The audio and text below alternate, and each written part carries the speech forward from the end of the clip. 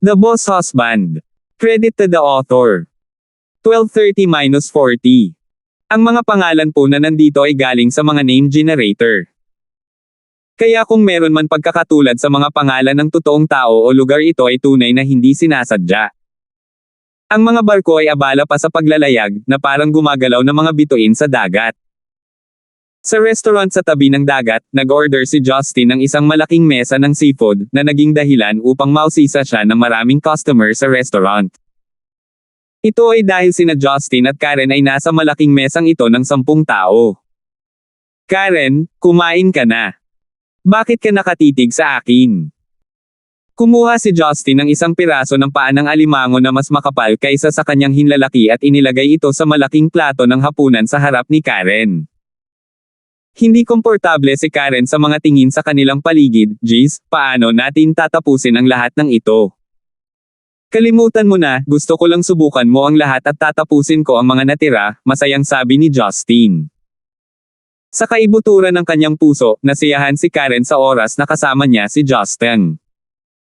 Nang makitang nililigpit ni Justin ang pagkain sa plato niya, ngumiti siya at sinimulang subukan ang pagkain. Nagkwentuhan ang dalawa tungkol sa mga paksang hindi pa napag-uusapan ng isa't isa noong nakaraan, nang hindi namamalayan, patuloy pa rin ang pag-uusap na parang nag-e-enjoy sila sa mismong sandaling ito. Sa mga tuntunin ng pagkakatulad, kahit na si Justin ay lumaki sa ibang bansa, karamihan sa mga taong nakilala ay mula sa mundo sa ilalim ng lupa, at sa mga kababaihan, si Karen ang pinaka-nakaka-relate ni Justin dahil silang dalawa ay may maraming magkaparehong interes at pareho silang magkapareho ng mga karaniwang wika. Labis ding interesado si Karen sa misteryosong lakas na nagtatago sa iba't ibang bansa, pati na rin sa mga mersenaryong grupo na nakakalat sa buong mundo. Tuwang-tuwa si Justin habang iniisip niyang si Karen talaga ang kanyang pinagkakatiwalaan. Karen, bakit hindi ko hilingin kay Ron na kumuha tayo ng yate at maaari tayong magpalipas ng gabi sa dagat? Itinulak ni Justin ang karne ng tuna sa kanyang bibig at ngumisi.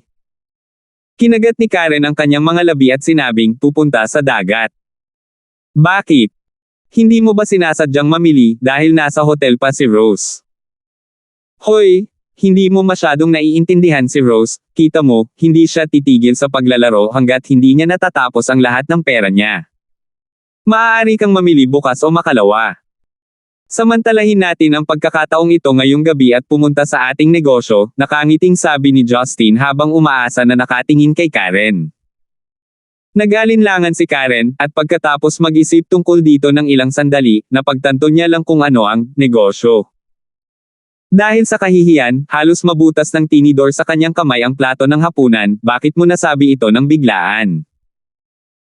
Hindi ba sinabi ko na bago ako bumalik sa Zenica noong nakaraan, ang isa sa mga paa ni Justin ay humaplo sa guya ni Karen mula sa ilalim ng mesa, kung hindi ka pumayag, maaari kang bumalik ng diretso sa hotel, ngunit maaaring nanunood si Rose. Ha! Itinaas ni Karen ang kanyang ulo at malakas na umiling, hindi naman, nakakahiya. Hindi maisip ng konserbatibong si Karen na tititig siya ng ibang babae sa unang pagkakataon. Mahal, ibigay mo na lang sa akin. Maaari pa akong magpigil noong nakaraang pagkakataon sa tangsek, ngunit hindi na sa ngayon, tumingin si Justin kay Karen na umaasang sasagutin niya ito ng oo. Hindi napigilan ni Karen ang pagkagat ng kanyang labi at ngumisi, tama si Karina. Napakabongga mo pero laging nasa isip mo ang mga maliliit na iniisip mo. Kawalan mo, araw-araw mo lang ba iniisip ang mga ganitong bagay? Iyon ay dahil ang aking Karen ay masyadong kaakit-akit. Kung ganoon, tatanggapin ko iyon bilang oo, ngumiti si Justin, tatawagan ko si Ron para makasakay ng barko. Nakita ni Karen ang lalaki na tuwang-tuwa at hindi alam kung matatawa o magagalit. Kahit papaano ay inaabangan niya ito, tutal, hindi pa nagagawa ng dalawa ang unang hakbang hanggang ngayon. Maraming babae si Justin, ngunit hindi iyon pinansin ni Karen. Nang palihim niyang sinusubaybayan siya, alam niya kung paano haantong ang mga relasyon sa pagitan niya at ng iba pang mga babae. Naiintindihan din niya kung bakit handang ibigay ng kanyang mga kapatid na babae ang kanilang pagmamahal sa lalaking ito sa kabila ng paghatol at pagkiling sa paligid ni Justin na natili. Marahil dahil lumaki siya sa isang kapaligirang malaya sa sekular na moralidad, mas pinapahalagahan ni Karen ang relasyon sa pagitan niya at ng kanyang kasintahan. Kung tungkol sa iba, hindi talaga mahalaga.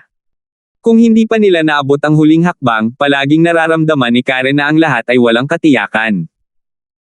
Nang malapit nang ilabas ni Justin ang kanyang telepono para tawagan si Ron, isang grupo ng mga tao, pawang matipuno ang hitsura, ang pumasok sa restaurant mula sa entrance. Ang nangunguna sa kanila ay ang mapula-pula na si Sauron. Si Sauron, na may sobrang excited na ekspresyon, ay pumasok sa restaurant at dumiretso sa mesa ni Justin. Ang may-ari ng tindahan at iba pang mga bisita ay hindi naglakas loob na magreklamo. Sa pagtingin pa lang sa mukha ng mga taong ito, alam na nila na hindi sila ma-provoke, kahit na nakakaapekto ito sa kanilang negosyo. Kamahalan Pluto, may nahanap kami. Tumango si Sauron. Ibinaba na ni Justin ang telepono kanina, at ang hitsura ng isang hippie na ngiti na ngayon lang ay ganap na nawala, na parang nagbago siya sa isang iglap, at ang kanyang matalim na gilid ay nahayag. Halos hindi maka-adapt si Karen, tulad ng isang mabait at nakakatawang lalaki, biglang naging malamig at solemn na lalaki. Nahanap mo na ba si Jane? Wala pang tiyak na kinaroroonan ni Princess Jane, ngunit ang mga ahente ng Mossad ng Macedon ay nangolekta ng ilang impormasyon. Kamakailan lamang ay nagtrabaho ang North Korea sa isang teroristang organisasyon sa silangang Europa sa pamamagitan ng Southeast Asian Channels, at sila ay lumahok sa isang shareholding nuclear test. Sinasabi na ang nuclear test na ito ay inilunsad sa loob ng higit sa isang taon. Kung hindi sana naging mabilis ang paglahok ng North Korea kamakailan. Sabi ni Sauron. North Korea. Nuclear test. Eastern Europe. Dumilat si Justin, inaakala mo ba na si Jane ay banihag nila para tapusin ang eksperimentong ito? Malamang. Nalaman namin na ang North Boreo Clan, isang underground na organisasyon sa Korean Peninsula mula pa noong sinaunang panahon, ay isa sa mga nag-uudyok ng planong ito. Bumili sila ng napakaraming rare element ores mula sa US Army dealers at underground laboratories at palihim na ipinuslit ang mga ito sa Europe na humantong sa biglaang alyansang ito. At ang mga ito ay mga elemental ores ng mga Jane. Mundo na may kasanayang kumuha ng mga ores at gumamit ng mga ito, isa na si Princess Jane ang especially si Prinsesa Jane ay malamang na makidnap sa pamamagitan ng kanyang koordinasyon. Narinig ni Justin ang katagang North Boreo Clan, at biglang nataranta. Hindi niya inaasahan na ang North Boreo Clan, na gumugulo sa South Korea, ay may ganoong kalaking ambisyon. Bagamat hindi niya alam ang layunin ng kanilang nuclear investment at kung anong uri ng kapangyarihan ang nilalayon nito, tiyak na hindi ito maliit na balangkas. Ang dami mong nasabi, tapos gaano kakitid ang saklaw, nakasimangot si Justin. Ibinaba ni Sauron ang kanyang ulo at sinabing, kamahalan Pluto, pagkatapos na makapasok sa silangang Europa, ang transportasyon ng mga bihirang ores ay nadesentralisado ng underground black market. Hindi natin matrace kung alin ang totoo at kung alin ang camouflage, kaya natatakot ako na hindi natin mahahanap si Princess Jane sa oras kung patuloy tayong ganito. Kung gayon bakit ka nandito para sa akin? Biglang naging malungkot si Justin. Hinampis ni Sauron ang kanyang sarili sa ulo at sinabing, bagaman hindi natin mahanap si Princess Jane sa oras, makakahanap tayo ng ibang ruta. Gayunpaman. Sa iyong kaalaman sa European terrain, kasama ng iyong bilis ng pagkilos, maaari nitong mapabilis ang ating paghahanap. Sa wakas ay naunawaan ni Justin ang ibig sabihin ni Sauron. Sa katunayan, kung siya mismo ang hahanapin, ito ay mas mabilis kaysa sa kanyang mga nasasakupan na lumilipad sa paligid sa pamamagitan ng transportasyon. Ang pinakamahalagang bagay ay maaari niyang makita ang isang mas malawak na hanay ng impormasyon, mas mabilis kaysa sa kanyang mga nasasakupan na dahan-daang naghahanap. Hanggat naaalala niya na si Jane ay pinipigilan na ngayon, si Justin ay hindi makatayo. Tumayo siya at sinabing, sa kasong ito, ipadala sa akin ang mga partikular na coordinate sa pamamagitan ng iyong mobile phone, at hahanapin ko isa-isa. Nahihiya kaming hilingin sa iyo na lumabas ng personal, ngunit, sige, iwinagayway ni Justin ang kanyang kamay, tama kang lumapit sa akin. Habang nagsasalita siya, tumingin siya kay Karen ng may kahihiyan, sorry, Karen. Mukhang hindi kita makakasama ngayong gabi. Hindi maiwasang madismaya si Karen dahil saglit lang silang naging intimate at ngayon ay kailangan pang tumakas muli ng lalaki, ngunit ngumiti pa rin ito at sinabing, okay lang. Mas importanteng mahanap si Jane. Gusto mo tulungan kita? Umiling si Justin, hindi ka pamilyar sa European terrain at may hadlang sa wika, hindi mo mahahanap ang mga sekretong base na iyon. Maaari kang bumalik sa hotel para magpahinga, o hanapin si Roslyn para maglaro ng basta-basta. Si Ron na ang mag-aayos ng mga bagay tungkol sa opening ceremony bukas at sa mga laro ng Caesar Conference, aalis na ako. Sige, mag-ingat ka. Hindi gaanong nagsalita si Karen, ngunit bahagyang bumantong hininga sa kanyang puso. Kahit na may maraming pagkakasala, kailangan pa ring umalis ni Justin ng mabilis at kinuha ang mga unang coordinate mula sa Sauron, na siyang isla ng Gotland sa Baltic Sea. 1231. Isa pang 30,000 taon. Kasabay nito, sa laboratorio ng lihim na base. Si Jane na nakasuot ng guwantes at proteksyon na salaming decollar na nakatali ang kanyang buhok sa isang bun, ay nagsasagawa ng isang eksperimento, walang ekspresyon. Ang laboratorio ay napakalaki at puno ng mga advanced na instrumento, na kung saan ay pangalawa sa walang pambansang binuo na mga laboratorio, na nagpapakita ng masaganang pamumuhunan na inilagay dito. Nakatayo si Jane sa harap ng computer, mabilis na pinipindot ng kanyang mga daliri ang light-sensitive na mga key. Ang mga komplikadong equation ay isa-isa na tumatalbog sa malaking screen, at kasabay nito sa harap niya sa pamamagitan ng isang tempered glass pool ay isang robotic arm na tumpak na inaayos at kinokontrol. Ilang malalakas na lalaki na may puting Amerikana ang nakatayo sa bawat sulok ng lab, ngunit sila pala ay mga gwardya sa halip na mga mananaliksik. Si Jerry na may kastanyes na buhok ay nakatitig sa masalimuot na data sa malaking screen ng monitor na nagniningning ang mga mata at labis na nahuhumaling. Kung hindi dahil sa isang taong may sapat na pangagham na kaalaman sa karagdagang agham, imposibleng maunawaan na ang siyentipikong pananaliksik na isinusulat niya sa sandaling ito ay nakakagulat. Napakaganda. Hindi ko akalain na magkakaroon ng ganoong paraan para magsagawa ng mga reaksyon ng pagsasanib. Ang kapangyarihan ng FURY ay orihinal na binuo tulad nito. Matigas na ibinaling ni Jerry ang kanyang ulo, siya ay nasa likod ng isang screen, nakakapasong nakatitig kay Jane, puno ng paghanga at lahat ng uri ng masalimuot na emosyon. Ang hitsura ng babaeng ito ay ginawa ang mga mababang uri ng mga kababaihan na walang kapantay. Ang mas mahalaga ay ang kanyang karunungan ay nalampasan ang mga limitasyon ng sinumang tao. Anong klaseng lalaki ang magiging karapat-dapat sa isang babaeng katulad niya? Guro, kung wala ka sa panig ng demonyong iyon. Maganda sana. Tila hindi narinig ni Jane ang sinabi nito at itinigil ang kanyang ginagawa. Pagkatapos ay lumingon siya sa experiment table sa tabi niya at nagsimulang manu-manong maghanda ng ilang kemikal. Teacher, anong ginagawa mo? Bakit ka huminto? Hindi nasisiyahang sabi ni Jerry. Itinaas ni Jane ang kanyang ulo at ngumuso sa glass pool, aabutin ng humigit kumulang 8 oras upang makumplito ang pagsasanib. Kailangan kong kumpirmahin ang kadalisayan ng ilang elemento, na makakaapekto sa direktang resulta ng panghuling synthesis ng elemento. Tumingin si Jerry kay Jane nang may kainahinala habang ginagawa niya ang lahat ng uri ng kakaibang deployment. Sa katunayan, bagamat dalubhasa rin siya sa larangang ito, malayo pa rin siya sa kanya. Gayunpaman, kahit na hindi malinaw kung ang mga bagay ay tulad ng kanyang sinabi, naniniwala pa rin siya na hindi siya maglakas loob na pagtawanan ang buhay ng daan-daang mga inosenteng may sakit na bata. Guro, mas mabuting huwag kang maglaro ng kahit na anong maliliit na trick. Alam na alam mo ang mga kahihinatnan kung walang anumang resulta sa loob ng 3 araw. Hindi mo na kailangang ipaalala sa akin. Hinarap ni Jane ang kanyang mga salita nang hindi itinaas ang kanyang ulo, at patuloy na inayos ang kanyang mga kamay sa maayos na paraan. Ngunit sa kanyang isipan, ang mga pagbabalik tanaw ng imaheng hindi kailanman maaalis sa kanyang pagkabata.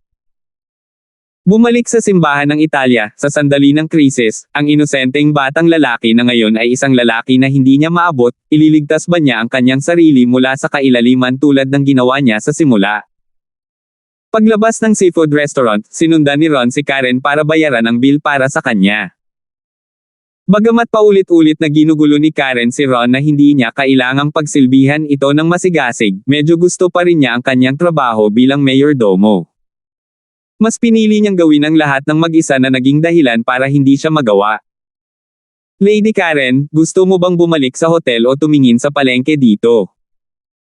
Maaari kong hilingin sa aking mga anak na babae na mamili sa iyo at maging iyong tour guide kung kailangan mo, mungkahi ni Ron. Ayos lang Mr. Ron, babalik ako sa hotel at sasamahan ko si Rose, magalang na sabi ni Karen. Kumunat ang noo ni Ron at ngumiti, naiintindihan ko na madidismaya ka sa biglaang pag-alis ni His Majesty Pluto. Sana lang maging masaya kayo ni Lady Roslyn sa biyaheng ito. Isang magiliw ng ngiti ang iginanti ni Karen, okay lang talaga, hindi ako babaeng mamamatay ng walang lalaki. Sa totoo lang, sanay na akong mag-isa. Natuwa si Ron, Lady Karen, halos kamukha mo si Lord Persephone, pero mukhang mas mature ka. Persephone. Nag-isip sandali si Karen, ang ibig mong sabihin ay Marian. Tumango si Ron, oo, nakakalungkot na wala siya sa pagkakataong ito.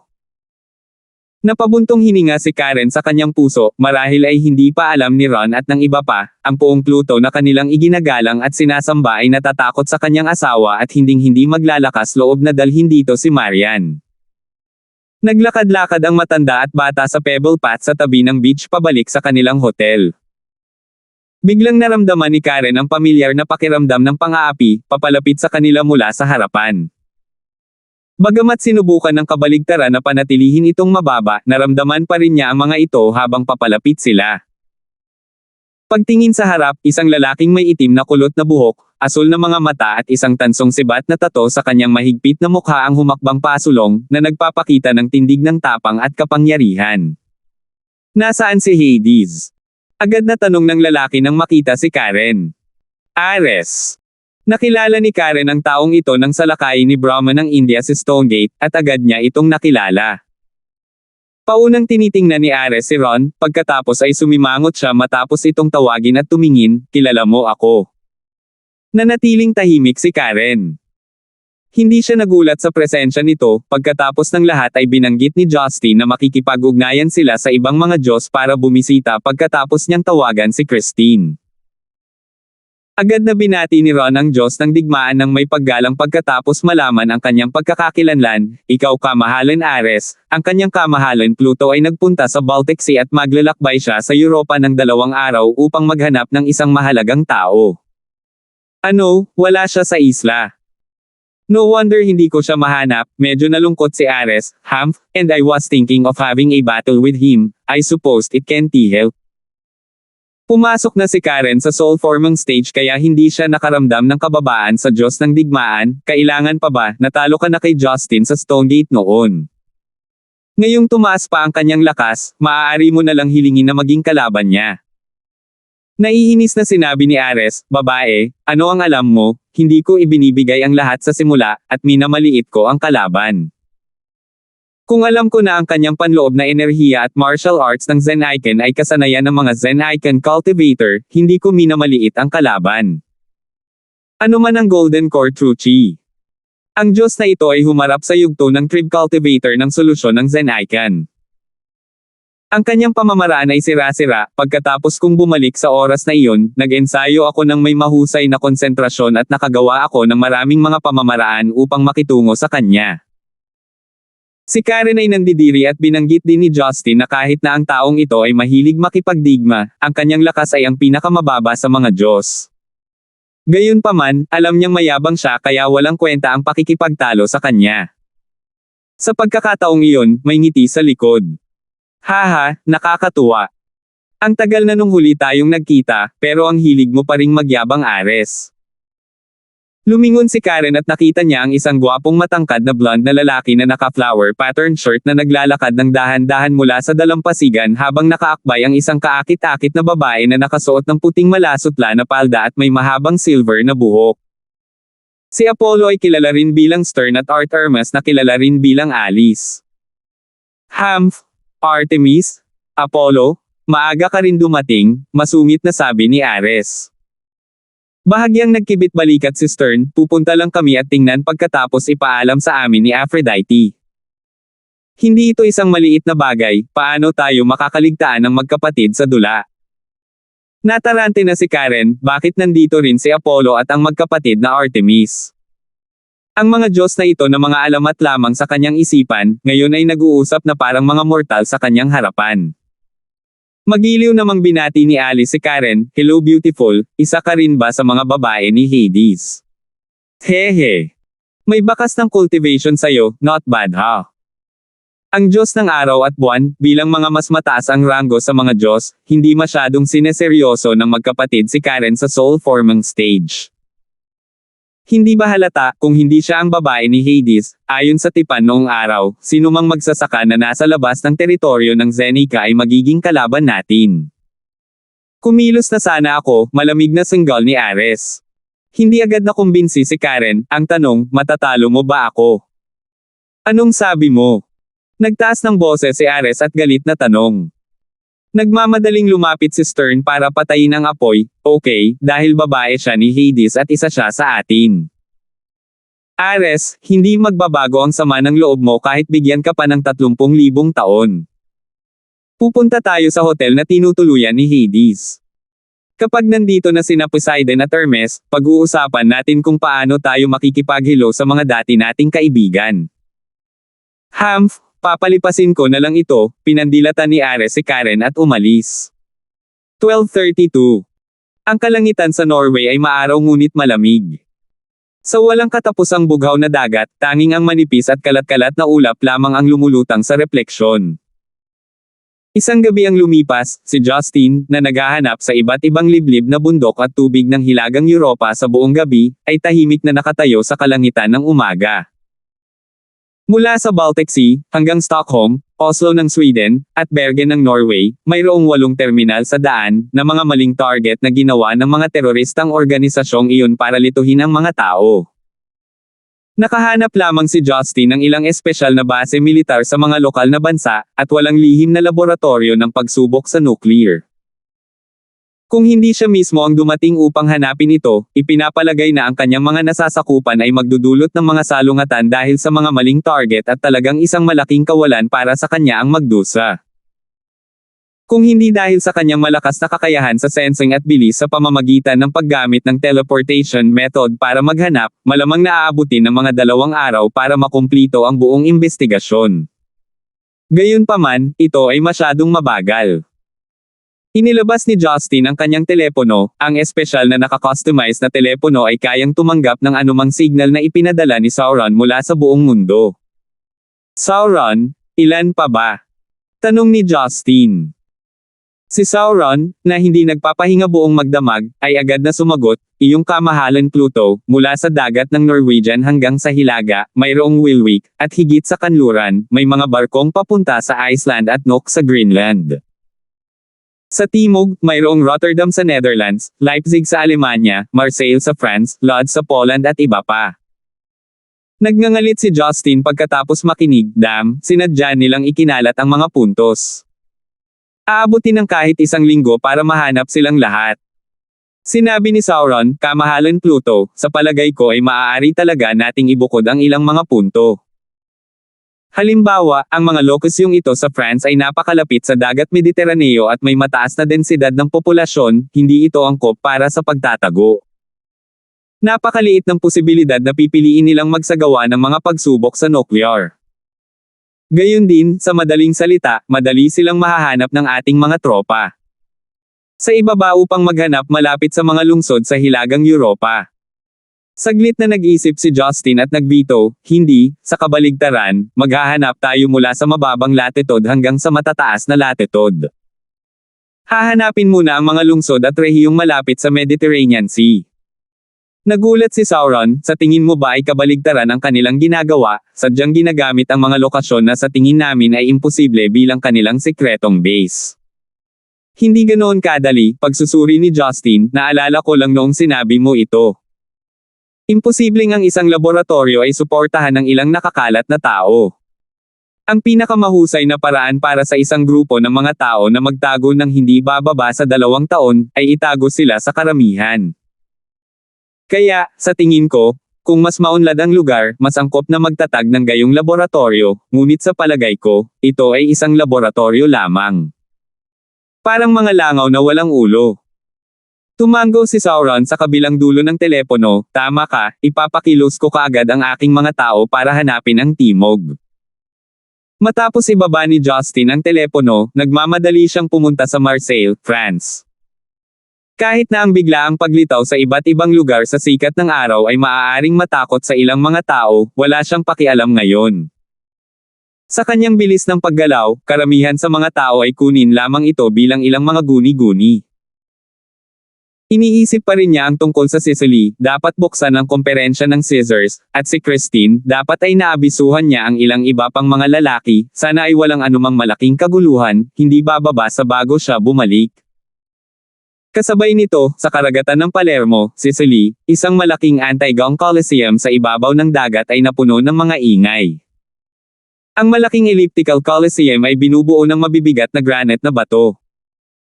Ito ay orihinal na matatagpuan sa isang matatag na lugar na pinalawak ng continental shelf, upang ligtas itong dalhin. Matapos ang pagsasaayos ng mga pasilidad sa Colosseum sa kontemporaryong panahon, pinananatili ito ng mafia sa buong taon at ito ay mukhang napaka-moderno rin. Maliban sa iba't ibang sinaunang Romanong istilong fresko at dekorasyon, lahat ng iba pa ay katulad ng isang modernong stadium ng palakasan.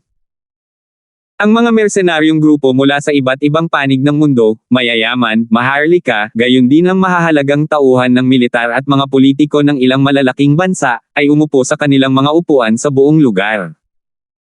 Mayroong higit sa 30,000 mga upuan sa madla, at maraming mga ordinaryong sundalo ng mersenaryong grupo ang maaari lamang tumayo sa tabi ng pasilyo. Maliban sa mga elite na mersenaryo na sasabak sa unang araw, ang kapaligiran ng mga manunood ay parang isang pagtitipon ng mga tagahanga na nanunood ng isang laro ng football. Nakakabingi ang ingay ng iba't ibang wika at accent. Sa isang VIP room sa itaas ng Coliseum, maagang naupo sina Karen at Rose, at naroon din si Stern at ang kanyang kapatid na si Alice at Christine. Samantalang si Ron at ang kanyang anak na si Fidel, sila ay nasa gilid na nagsisilbing maingat sa kanila. Kailan sila magsisimula ng laban, isang oras na ang nakalipas mula nang matapos ang seremonya ng pagbubukas, nagsimulang mabalisa si Rose. Bakit hindi ako maglaro sa iyo ng ilang round ng baraha, para lang pumatay ng oras? Pang-aasar ni Karen. Rose bit her lower lips and snorted lightly, just laugh as you please. Talo lang sa laro, hindi naman big deal. Mga professional na sugarol yan, ang weird ko nanalo.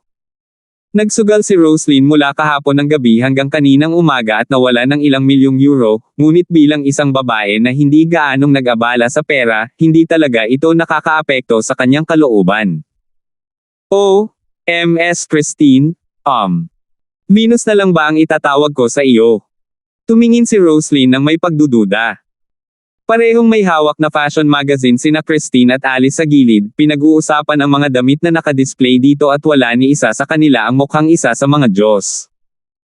Magalang na napangiti si Christine matapos marinig ang tawag ni Roslyn sa kanya, ang simple at plain-dressed blonde beauty ay napangiti na lamang si Roslyn na isa ring babae. Anything is fine, just don't call me Venus in public, sabay kindat ni Christine. Nakipag-ugnayan na siya kay Roslyn minsan sa Stonegate, kaya hindi siya nakaramdam ng kakaiba. Tumango si Rose, I just wanted to ask if you recognize those white cloak freaks. Mukhang wala kayong reaksyon. Tinuro ni Christine ang kabilang VIP room sa tapat nila. May 3 lalaki sa magkaibang upuan doon, si Poseidon na naka-uniforme ng Navy, habang sina Hermes at Ares ay nakasot at leather na sapatos. Ang 3 lalaking Diyos ay hindi mahilig umupo sa iisang kwarto kasama ng mga babae. Gayunpaman, kahit na nasa iisang silid ang 3 at mahigit 10,000 taon nang magkakilala, hindi talaga sila gaanong nag-uusap. Tignan mo, naghihintay din sila, ganon din tayo. Mako-confirm lang natin kapag nagpakita na sila. Tsaka wala si Hades at hindi natin ma-reach out si Athena, hindi magiging madali kung haharapin natin ang mga dati nating kalaban na wala lahat dito. Lalong na-curious si Roslyn sa mga freak na iyon matapos marinig ang sinabi ni Christine. Kasabay nito, umaasa siyang babalik si Justin sa sandaling matagpuan niya si Jane, isang masamang pakiramdam ang dumaloy sa kanyang isipan, iniisip na maaaring may nangyaring masama. Sa gitna ng pagkabagot, sa wakas ay naglabas na ng anunsyo ang hosting stage na magsisimula na ang unang round ng kompetisyon. Dahil sa malaking bilang ng mga kalahok na koponan, ang unang araw ay pangunahing elimination round. Mayroong 6 na koponan na naglalaro sa bawat round, pagkatapos ng 2-2, ang mga nanalo ay papasok sa ikalawang araw ng kompetisyon. Ipinagbawal ng Scissors Conference ang pagpatay ng mga kalaban sa ring, ngunit kung ito ay aksidenteng kamatayan o disability at iba pa, hindi sila madi-disqualify. Ang kasunduang ito ay nilagdaan bago ang kompetisyon. Sa katunayan, kahit na ang mga mersenaryong naglakas loob na lumahok sa kompetisyon ay hindi kumpiyansa na manalo, lahat sila ay may sariling kakayahan upang makatakas. Hindi naging madali ang sadyang patayin sila. Kaya nitong mga nakaraang taon, iilan lamang ang mga namatay sa ring. Sunod-sunod, sa 3 battle arena sa gitna ng Coliseum, 6 na koponan ang lumabas ng sunod-sunod. Ang ikinadismaya nina Roslyn at Karen ay hindi lumabas ang Sea Eagles Elite Team sa unang round. Gayunpaman, hindi nagtagal ay nahayagan ang 2 babae. Umakyat sa entablado ang isang lalaking may puting balabal, humarap sa 5 kalaban na mag-isa. Isa laban sa 5. Ito ay pinahintulutan sa mga patakaran, ngunit ito ay malinaw na isang kumpletong paghamak sa kalaban. Hindi alintana si Stern, Alice at Christine o ang 3 Diyos sa VIP room sa tapat, sa sandaling makita nila ang lalaking nakaputing balabal, tumayo sila na may tame time na ekspresyon. Sila talaga. Paano sila nakabalik? Hindi napigilan ni Hermes ang pag-ungol. Hi, di ba? Dapat hindi natin sila iniwan sa umpisa, sa pagkakataong ito ay tuluyan na natin silang aalisin. Nakahanda na si Ares. 12:33. Seryoso ang tingin ni Poseidon, at napakunot ang noo sa pagmamataas ni Ares, alisin mo na sila. Sa tingin mo ba ikaw si Zeus o Athena? Sa tingin mo ba magagawa mo talaga kapag hindi nila kaya? Dahil nakakabalik sila, dapat may kakaibang entry sila. Kung hindi sila kumpiyansa, paano sila magpapakita sa harapan natin sa ganoong kahangahangang paraan? Naiinis si Ares, Poseidon, sa palagay ko ay nabubuhay ka sa panahon at nagiging mas mahiyain. Sila ay isang grupo lamang ng mga tagayusig at mga magnanakaw ng mga Diyos, kahit na matapos ang 20,000 taon, hindi pa rin nila mababago kung ano ang nasa loob nila. Ngumisi si Hermes, stop fighting both of you, it's better to think about notify Athena. Ngayong wala si Zeus, at hindi natin alam kung gising na sina Hera, Hephaestus, at Dionysus. Kung hindi siya dumating, hindi ko talaga alam kung paano kokontrolin ang sitwasyong ito. Hindi ba lagi mong kinasusuklaman si Athena at sinubukan mong patunayan na mas magaling ka sa kanya? Natatawang sarkastiko si Ares. Bagaman totoo na kinasusuklaman ko siya, nasa parehong panig pa rin kami sa pagharap sa karaniwang kaaway, sabi ni Hermes. Ipokrito. Hehe, kahit anong sabihin mo. Hermes was the least bit bothered. Lahat ng uri ng hiyawan at tagay ay umalangaw-ngaw sa paligid ng venue. Ang ilang mga tao ay nasa sabik at ang ilan ay nadama na ito ay masyadong mayabang para sa isang kakaibang koponan bilang decide na magpadala lamang ng isang miyembro sa laro. Sa sandaling ito na ang 5 miyembro ng isang mersenaryong tropa mula sa Africa, ay sumugod sa puting balabal na pambihira na may paghamak sa kanilang kalaban. Ang 5 African mersenaryong ito ay may napakalakas na pisikal na katangian. Bagamat magaspang at simple ang kanilang mga paraan ng pag-atake, sila ay mabilis at tatama sa mga masasamang bahagi sa bawat pagkakataon. Ang lalaking may gininto ang mukha ay nakatayo roon nang hindi man lang makagalaw. Kahit na hinawakan ng 5 ang kanyang katawan, ang mga lalaking may gininto ang mukha ay nakatayo pa rin sa lugar, hindi kumikibo. Medyo kakaiba lang ang nakikita ng 5, ngunit nagawang tamaan ng kanilang pinagsamang puwersa ang mukha, dibdib at baywang ng lalaking gininto ang mukha. Gayunpaman, ang kanilang kapangyarihan ay parang ang Cleox na pumasok sa karagatan at walang epekto. Ang abnormal na kababalaghan na ito ay naging sanhi ng pagkawala ng kanilang tugon sa susunod na hakbang. Ngunit sa sandaling ito, isang mahinang ungol ang nagmula sa likod ng maskara ng lalaking gininto ang mukha. At kaagad pagkatapos, ang 5 lalaki ay nakaramdam ng isang surge of power na nagmumula sa likod ng puting balabal. Ito ay isang uri ng purong pisikal na pagkalastiko, tulad ng puwersa ng reaksyon ng bola pagkatapos maka-score ng bola. Hindi inaasahan ng 5 na ang tila ordinaryong figurang ito ay magkakaroon ng ganoong kabangges na pisikal na kapangyarihan. Anyways, napailing silang 5 palabas ng ring without knowing what happened. Agad na inanunsyo ng electronic referee na nasa sidelines na papasok na si Deicide sa susunod na round at nagulat din ang mga speculator sa paligid. Walang pakialam ang lalaking may gininto ang mukha, tumangala ito na parang nakaturo at sumulyap sa dalawang direksyon. Halatang target niya ang 6 na Diyos sa VIP rooms. Ang kanyang mga mata ay puno ng provokasyon at paghamak. Hindi maaaring mali ang ganitong uri ng pangangatawan at hitsura, nang walang anumang pagbabago sa espiritual na enerhiya, sila iyon, nakasimangot si Stern. Ngunit dahil lumabas sila, bakit sila pupunta para lumahok sa naturang komperensya para sa mga kompetisyon ng tao, hindi ba dapat ang kanilang layunin ay tayo? Naguguluhan si Alice. Umiling si Stern, hindi pa sigurado sa ngayon, ngunit kung magdedeklara tayo ng digmaan sa kanila, hindi ito magiging kasing dali ng 20,000 taon na ang nakalilipas, at maaaring magdulot ng kaguluhan sa buong mundo. Titingnan natin kung ano ang mangyayari. Natarante sina Roslyn at Karen sa gilid, at hindi maiwasang magtanong, sino sila? Since you know, mind telling US. Napabuntong hininga si Christine at nagtanong na may mapait na ngiti, narinig mo na ba ang tungkol sa isang lahi na nagngangalang Giant? Higanti.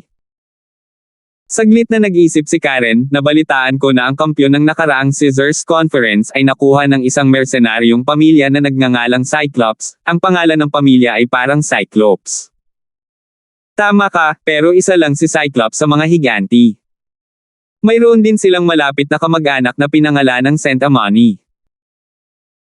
Ayon sa mga Zanaiken, ito ay kumakatawan sa 100 armadong higanti, paliwanag ni Christine, ang alamat ng mga higanti, ang mga alamat at kwentong sinulat ng mga tao ay nandoon na mula pa noong unang panahon, ang iba ay hindi totoo, ngunit ang iba ay totoo. Ang mga Cyclops na pamilya ng mga higanti ay talagang nasa lahi lamang ng mga tao. Mga higanti, ngunit maaari ng madaig ang mga nangungunang mersenaryo sa mundo. Ang mga tunay na Cyclops at Saint Amani ay nagmula sa isang ninuno, at ang kanilang mga ninuno ay katulad ng mga ninuno ng mga Diyos, ngunit iyon ay matagal na ang nakalipas at nangyari din ito sa ating bayan, ang Mars.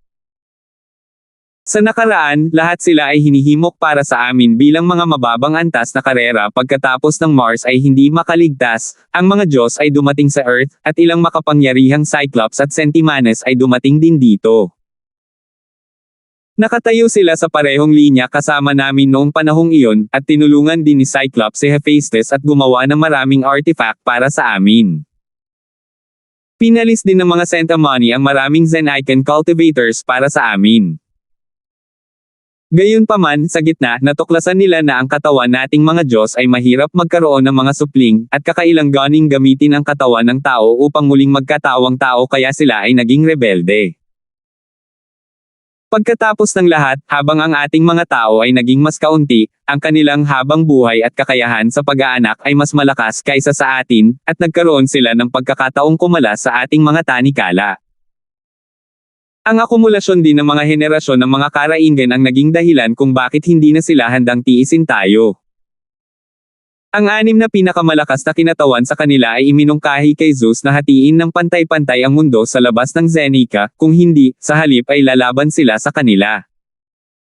Hindi sila binigyan ni Zeus ng pagkakataon na makipag-ayos at pinigilan sila ng Thunder, kaya sila ay ikinulong sa ibang dimensyon. Iyon ay, salamat sa pagitan ng mga parallel space, ang magulong espasyo.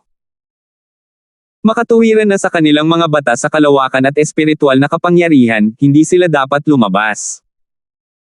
Kaya hindi ko inaasahan na lilito silang muli pagkaraan ng 20,000 taon. Kung katulad ng binanggit mo, parang hindi sila masyadong malakas. Hindi ba sila natapos ni Zeus ng mag-isa? Sumunod naman si Rose. Napangiti ng walang magawa si Christine, kung magagawa lang, sa simula pa lang ay diretso na silang pinatay ni Zeus.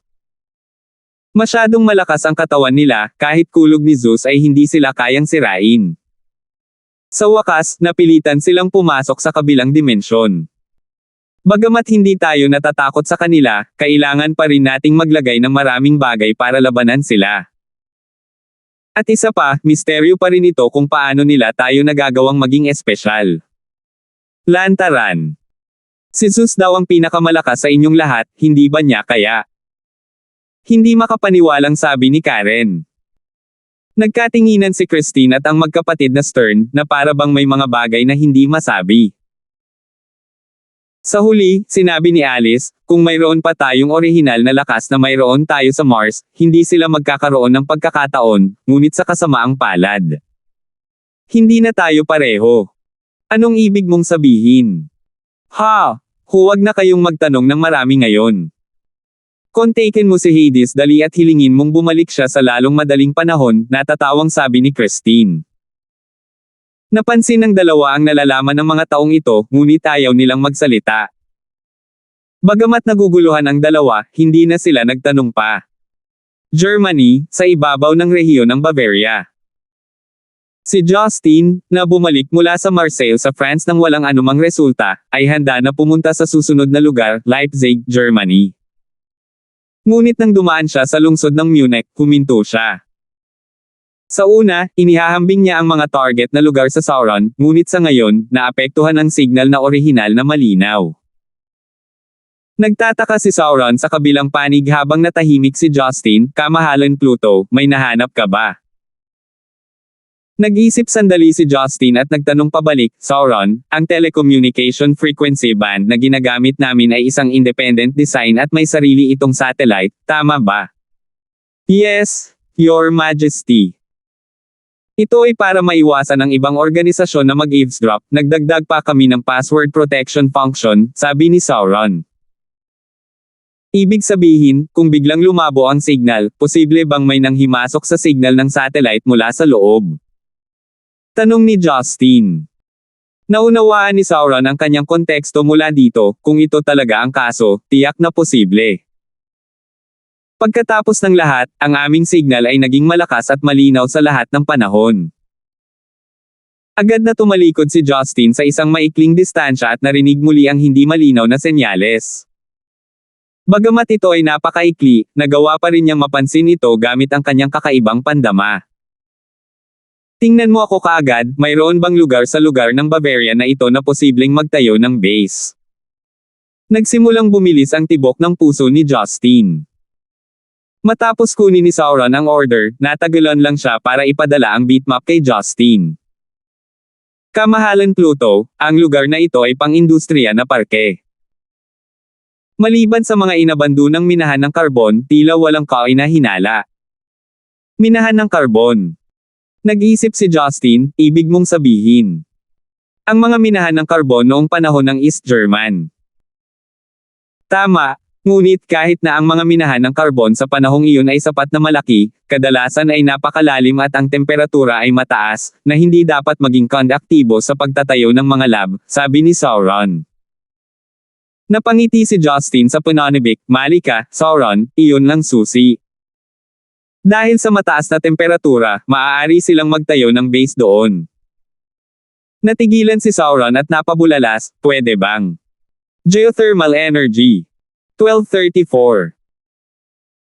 Ang isang laboratorio, lalo na ang isang high-energy weapon development laboratory, ay hindi maiiwasang magdulot ng hinala kung ito ay patuloy na nagdadala ng enerhiya mula sa labas, ngunit kung ito ay geothermal energy, ito ay masasabing hindi mauubos, at tahimik. Namangha si Sauron kay Justin na nagawa niyang isipin ito. Hindi nagabala si Justin na mag-speculate kay Sauron at sa isang iglap ay nakarating siya sa isang suburban na kagubatan. Bagamat ang lugar ng Bavaria ay isang malakas na lugar ng ekonomiya sa Germany o maging sa mundo na may mga maunlad na industriya, mayroon pa ring ilang mga tiwangwang na lugar, lalo na ang mga lugar ng pagmimina na naubos. Sa sandaling siya ay lumapag, agad niyang ikinalat ang kanyang mga banal na pandama, maingat na naghahanap sa iba't ibang antas sa itaas at ibabang lupa. Sa loob ng isang sandali, ang isip ni Justin ay puno ng lubos na kaligayahan. Sa katunayan, mayroong isang lugar na may istruktura na malinaw na naiiba sa iba pang mga minahan ng karbon sa ilalim ng lupa na wala pang 1 kilometro sa unahan. Kung hindi nagkakamali, ito dapat ang target na hinahanap niya. 10 minuto ang nakalipas, sa underground experimental base. Nakatayo sa harap ng malaking radiation shield, mahinahong tumingin si Jane sa loob ng protective glass, at ang robotic arm ay tumpak na nagsagawa ng huling pagpupulong ng mga eksperimentong resulta. Ang ganap na automated na smart arm ay dati nang gumawa ng 2 silver gray, kalahating tao na matataas na streamline ng mga bala. Si Jerry, na may hitsura ng pagkasabik, ay tumingin sa mga resulta ng mata ko sa kanyang mga mata at halos baliw na ngumiti. FURY. Sa wakas ay narito na. Guro, siguradong nasa sabik ka rin. Isa itong obra maestra na bumagsak sa buong sibilisasyon ng tao. Kahit na ang mga Diyos ay hindi maaaring magkaroon ng ganoon kalakas at dakilang kapangyarihan, tama ba? Si Jane ay mukhang walang pakialam, hindi ko naisip na gawin ito ay imahinasyon ko lamang. Kung tinatrato mo pa rin ako bilang iyong guro, makinig sa aking payo, huwag gamitin ito. Haha. Tumawa si Jerry at pinindot ang isang button sa console. Ang 2 natapos na FURY ay agad na kinuha mula sa loob ng robotic arm at inilipat sa ibang channel.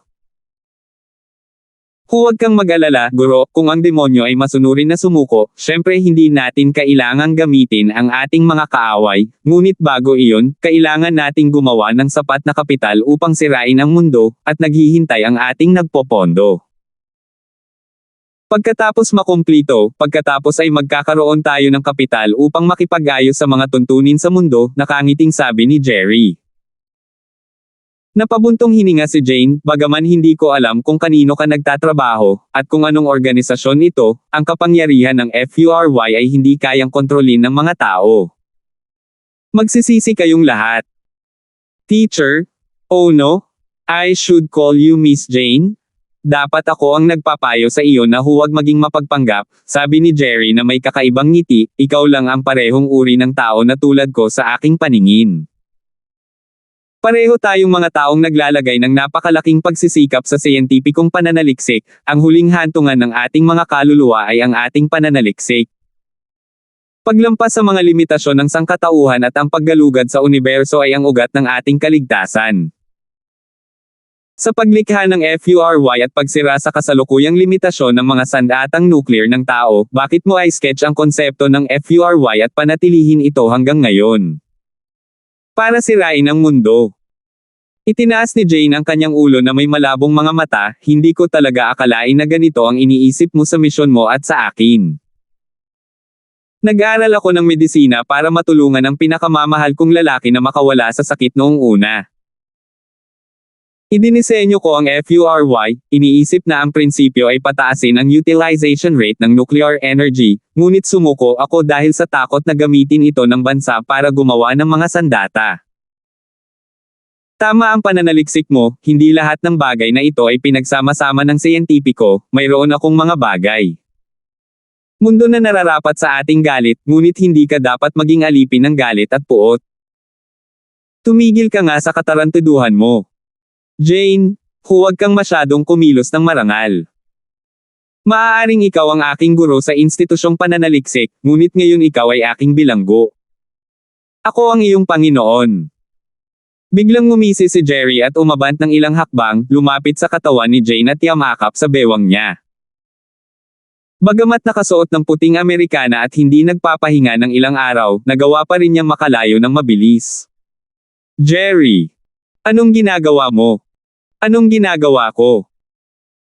Ngumiti ng nakakatakot si Jerry, makakapag-relax na rin ako sa wakas pagkatapos kong makumplito ang aking gawain, paanong hindi ako mag-e-enjoy sa isang kagandahang tulad mo?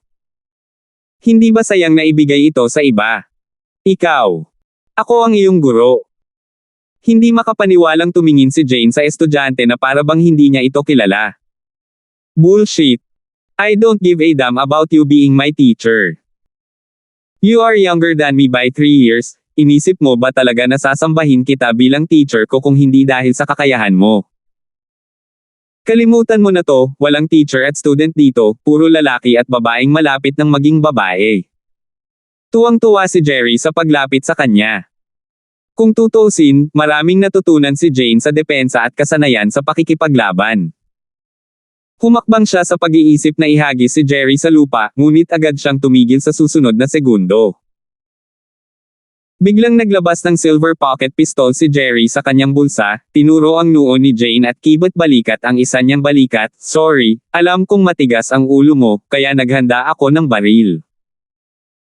To tell you the truth, may higit 12 gwardya sa labas ng lab na mas malakas kaysa sa iyo, hindi ka makakatakas." Napapikit si Jane at kinagat ang labi, puno ng galit at hinaing ang mga mata. "Ano pa ba ang pinapangarap mo? Habarin mo na nga yang damit mo, nagmamadali pa akong mag-claim sa organisasyon." Mata ko na tumangala si Jerry sa kanyang matikas na figure. 3 taon akong naghintay para maging ecstasy sa iyo. Nakuha ko na rin sa wakas ang gusto ko, kailangan mong hayaan akong mag-enjoy. Shoot me if you dare, kasing lamig ng yelo ang mga mata ni Jane. Ngumisi si Jerry, "Kung gusto mong mamatay, pwede, pero kung hindi ka makikipagtulungan sa akin, baka magtanim ako ng bomba sa Santa Maria Orphanage. Ay, oo, at aalagaan ko rin ang mga paaralang pinag-investin mo. Kasuklam-suklam. Bilisan mo, tanggalin mo." Malungkot na tumingin si Jerry. Huminga ng malalim si Jane, isang hibla ng determinasyon ang sumilay sa kanyang mga mata. Kumuha siya ng cotton ball sa bulsa niya nang biglaan saka mabilis na inilagay sa bibig niya. Iniluwa niya ang cotton ball matapos higupin ang hindi kilalang substance dito. "Anong ginagawa mo?" Gulat na sigaw ni Jerry. Humalaklak si Jane sa paghamak, "Hindi mo ba nakikita? Mas gugustuhin ko pang mamatay kaysa hayaang hawakan ako ng isang hamak na tulad mo. Kung hindi mo iniisip ang isang malamig at laso na katawan, maging bisita ko." Sa sinabi nito, mabilis na sumama ang mukha ni Jane, unti-unting namutla ang labi, saka humihingal at mahinang bumagsak sa sahig. Nanlaki ang dugong mata ni Jerry. Hindi siya makapaniwala, at bumulong sa sarili, bakit ganito? Paano mo nakuha ang lason? Bigla niyang naalala ang tungkol sa sinabi nito na mano-manong gagawa siya ng ilang element detection kahapon. Sa oras na iyon ay hindi pa niya maintindihan at naghihinalo kung anong uri ng gamot ang ginagawa niya. Ngayon na naisip niya ito, malamang na inihanda niya ang lason sa ilalim ng kanyang sariling pangangasiwa. Matagal na niyang hinulaan ang interes nito sa kanyang katawan, kaya naman may backup plans siya. Habang iniisip niya iyon ay lalo siyang nagagalit. Naloko siya. Sumugod siya at sinipa ang tiyan ng babaeng walang awa na bumagsak sa lupa. "Oh!" Umiyak si Jane, nagpagulong-gulong siya pagkatapos masipa. Ang sakit nagpakulot, natatakpan ng pawis ang mukha dahilan para daw maikit ang amber niyang buhok at masama ang tingin niya sa pangkalahatan. Nang makita ang babaeng naghihingalo na ng ganito, natural na nawala ng gana si Jerry na hawakan ito, ngunit ramdam pa rin niya ang panghihinayang. Hindi siya dapat nagmamadali, mas madali kung palihim niya itong idroga muna. "Well, hindi ko inaasahan na ganoon pala kalakas ang ugali mo, na misunderstood kita," hinisya ni Jerry. "Hindi ako interesado sa iyong katawan. Gayunpaman, ang mga hayop sa Black Forest ay malamang na magkakaroon ng interes sa iyong laman. Natatakot ako na walang mag-aakalang ang pinakamatalinong babae na nakatayo sa tuktok ng pyramid sa mundo ay mamamatay sa harap ng aking mga mata at itatapon sa isang tumpok ng mga hayop." Hindi na siya nagabalang mag-antala pa at ibinalik ang pistol sa kanyang bulsa. Kasabay ng malamig na ungol, tumalikod siya para umalis sa lab. Akmang hahakbang na siya, isang malakas na kalabog ang tumunog at ang bakal na pinto ay bumukas mula sa labas. 12:35. Akala ni Jerry ay nag-hallucinate siya, pero isa itong protective door na gawa sa halwang metal na hindi man lang masira ng mga bala ng armor piercing. Paano ito maputok ng ganoon kadali? Sa halip na sumabog, ang pinto ay sa halip ay napilipit mula sa labas. Nag-uumapo ang mga electric spark at sa gitna ng umuusok na usok, ang figure ng isang lalaki ay pumasok sa lab, tumuntong sa bakal na pinto na naging mga scrap. Parang demonyong naglalakad sa bangin, sa likod ng lalaki, umaagos ang dugo sa ilog, nagkalat ang mga ulo, kamay, parte ng katawan at malapot na katas ng utak mula sa lahat ng mga bantay ng lab. Sa pilitin silang pinunit at pinaghati-hati niya. Malinaw, ang mga taong ito ay naging kanya na kumpe para ilabas ang kanyang galit. Si Justin, na nakakita sa base area na ito, ay naglabas lamang ng kanyang galit tungkol sa pag-aresto kay Jane. Ngunit nang makita niya ang sitwasyon sa laboratorio, lalo na ang babaeng nakahandusay sa lupa at nakakunot noo, tila nagliyab ang isip niya na parang gasolina. Jane! Napasigaw siya at humarap, binuhat ang babae, niyugyog at tinapik ang mukha nito. Anong nangyari sa'yo? Nalalason ka ba? Agad niyang ginamit ang Endless Resolve Restoration Scripture, at sinuri ang katawan nito. Napabuntong hininga si Jane at ipinakita ang isang ngiti ng ginhawa habang nakatingin sa lalaking nasa harapan niya ng malabo. I knew it. You would save me. Just like 9 years ago. Huwag kang tanga. Pagagalingan kita. Namula ang mga mata ni Justin. Hindi niya agad nalaman kung anong lason ang natupok ni Jane, ni-detect lang niya ang presensya nito sa katawan niya na naging dahilan ng mabilis na pagkasira ng function ng katawan niya. Gayunpaman, ang lason ay masyadong concentrated at may mataas na antas ng pagsasanib sa dugo, magagamit lamang ni Justin ang kanyang heaven at earth na enerhiya para mailabas ito ng mabuti. Hindi nagtagal, niluwa ni Jane ang isang subo ng dugo. Ito kahit papaano ay naging lubhang desperado ni Justin, ang kanyang mga sintomas ay hindi naibsan kahit kaunti. Anong uri ng lason ang mayroon ka, sabihin mo sa akin kung paano haharapin ito. Malakas na sabi ni Justin. Nabahira ng dugo ang cherry lips niya, pero bahagyang umiling ang babae, ito ang lason na inihanda ko last minute. Para hindi nila ako mailigtas, gumamit ako ng mga special techniques. Unti-unti nitong pipigilan ang paggana ng katawan ko. Huli na. Hindi makapaniwala si Justin sa kanyang mga tainga, na para bang ito ay isang bolt mula sa asul. Nanginginig siya at patuloy na umiling, imposible. Imposible. Biglang may naalala, ibinaling ni Justin ang kanyang ulo kay Jerry na nanliliit sa console na may mabangis na mga mata. Hayop, lahat ng ito ay dahil sa iyo. Kung gagaling mo kaagad ang iyong guro, mananatili akong katawan mo bilang isa. Naramdaman ni Jerry ang napakalaking pang-aapi na parabang ang lakas ng langit ay dumarating sa kanya, na nagpapahina sa kanyang mga paa, lalo na nang makita ang mga tambak ng mga bangkay sa lagusan, nakakadiri. Ngunit ang galit kay Justin ay nagpatawa sa kanya, ikaw ay demonyo, kahit na hindi ko alam kung paano mo natagpuan ang lugar na ito, ngunit sinasabi ko sa iyo. Hindi kaya. Ang lason na ginawa ni Jane ay malulutas lamang ng kanyang sarili. Nakakalungkot na siya ay namamatay, at hindi mo siya mailigtas. Hiningi mo ito. Ang pasensya ni Justin ay umabot na sa limitasyon nito.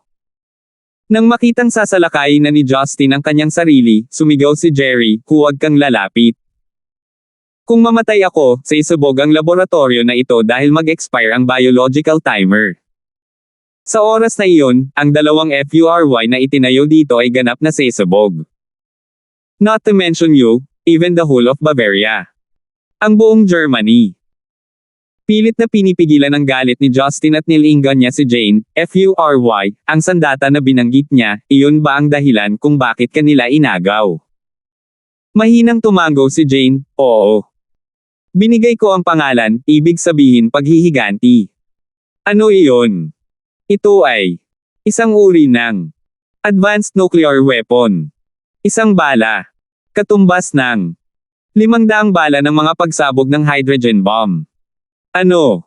Natigilan si Justin. 500 bala ng hydrogen bomb. Ang mga pangkalahatang bomba ng hydrogen ay maaaring makagawa ng purong radiation na halos 1,000 kilometro. Bahala na ang Germany at ang mga kalapit na bansa, kung hindi ito pinasabog sa puro paraan, ang buong Europe ay magiging purgatorio. Anong uri ng ambisyon ng North Boreo Clan at iba pang teroristang organisasyon upang lumikha ng isang hindi makataong halimaw? Hehe, ngayon alam mo na kung gaano ito kahanga-hanga, di ba? Natutuwa akong patayin kung manggahas ka. Matagumpay na ngumiti si Jerry. Demonyo, masakit bang makita ang pinakamamahal mong babae na namamatay sa harap mo? Haha. I waited for this moment for too long, you deserve it. You should go to hell. Si Justin ay nasa kanyang talino at malapit ng sumabog, ngunit talagang hindi siya nang ahas na gumawa ng madali ang desisyon sa buhay ng daang milyong tao sa kanyang mga kamay. Ano ang mali, hindi ka sapat na katapangan. Tumawa ng malakas si Jerry, tamang-tama ang dating mo ngayon. Ipaghihiganti ko ang aking ama, ang aking ina, at ang aking kapatid na babae na 3 taong gulang pa lamang. Paghihiganti. Anong paghihiganti ang mayroon kalaban sa akin? Tanong pabalik ni Justin. Ngumisi si Jerry, syempre hindi mo naaalala, pinatay mo ang napakaraming tao, paano mo maaalala silang lahat? Baka nakalimutan mo na, 5 taon na ang nakakaraan sa Simbokrog, Belarus, isang nayo na tinatawag na Wozek. Wozek. Napakunot ang noo ni Justin, hindi niya talaga alam na may ganoong lugar kung tutuusin, may ilang maliliit na lugar kung saan hindi niya alam ang pangalan. Hindi mo talaga alam ha, puno ng apoy ng paghihiganti ang mga mata ni Jerry, ang nayon namin ay nagkaroon ng 186 na buhay, kasama na ang 30 bata, ako lang ang wala sa bahay dahil nag-aaral ako sa ibang lungsod at pinangunahan mo ang mga tao na patayin silang lahat. Dahil lang sa dumating ang isa sa mga kaaway mo sa nayon namin, pinatay mo silang lahat at ayaw mong patayin ang lahat. Isang 3 taong gulang na bata ang pumunta. Ang 3 taong gulang na batang babae ba ay nagpapanggap bilang iyong mga bastos na mersenaryo. Sa wakas ay naalala niya ang yugto ng panahon na iyon, ngunit ito ay napakalabo. Sa mga oras na iyon, siya ay nasa pinaka hindi makontrol na yugto ng kanyang sariling pag-iisip at ito rin ang yugto ng pagkauhaw sa dugo at siya ay halos nagiging demonyo. Malabo niyang naalala na walang habas niyang pinatay ang mahigit 100 ordinaryong tao at sinampal siya ng 17. Hindi niya maiwasang makaramdam ng matinding kalungkutan nang marinig niya ang mapait na sinabi ni Jerry.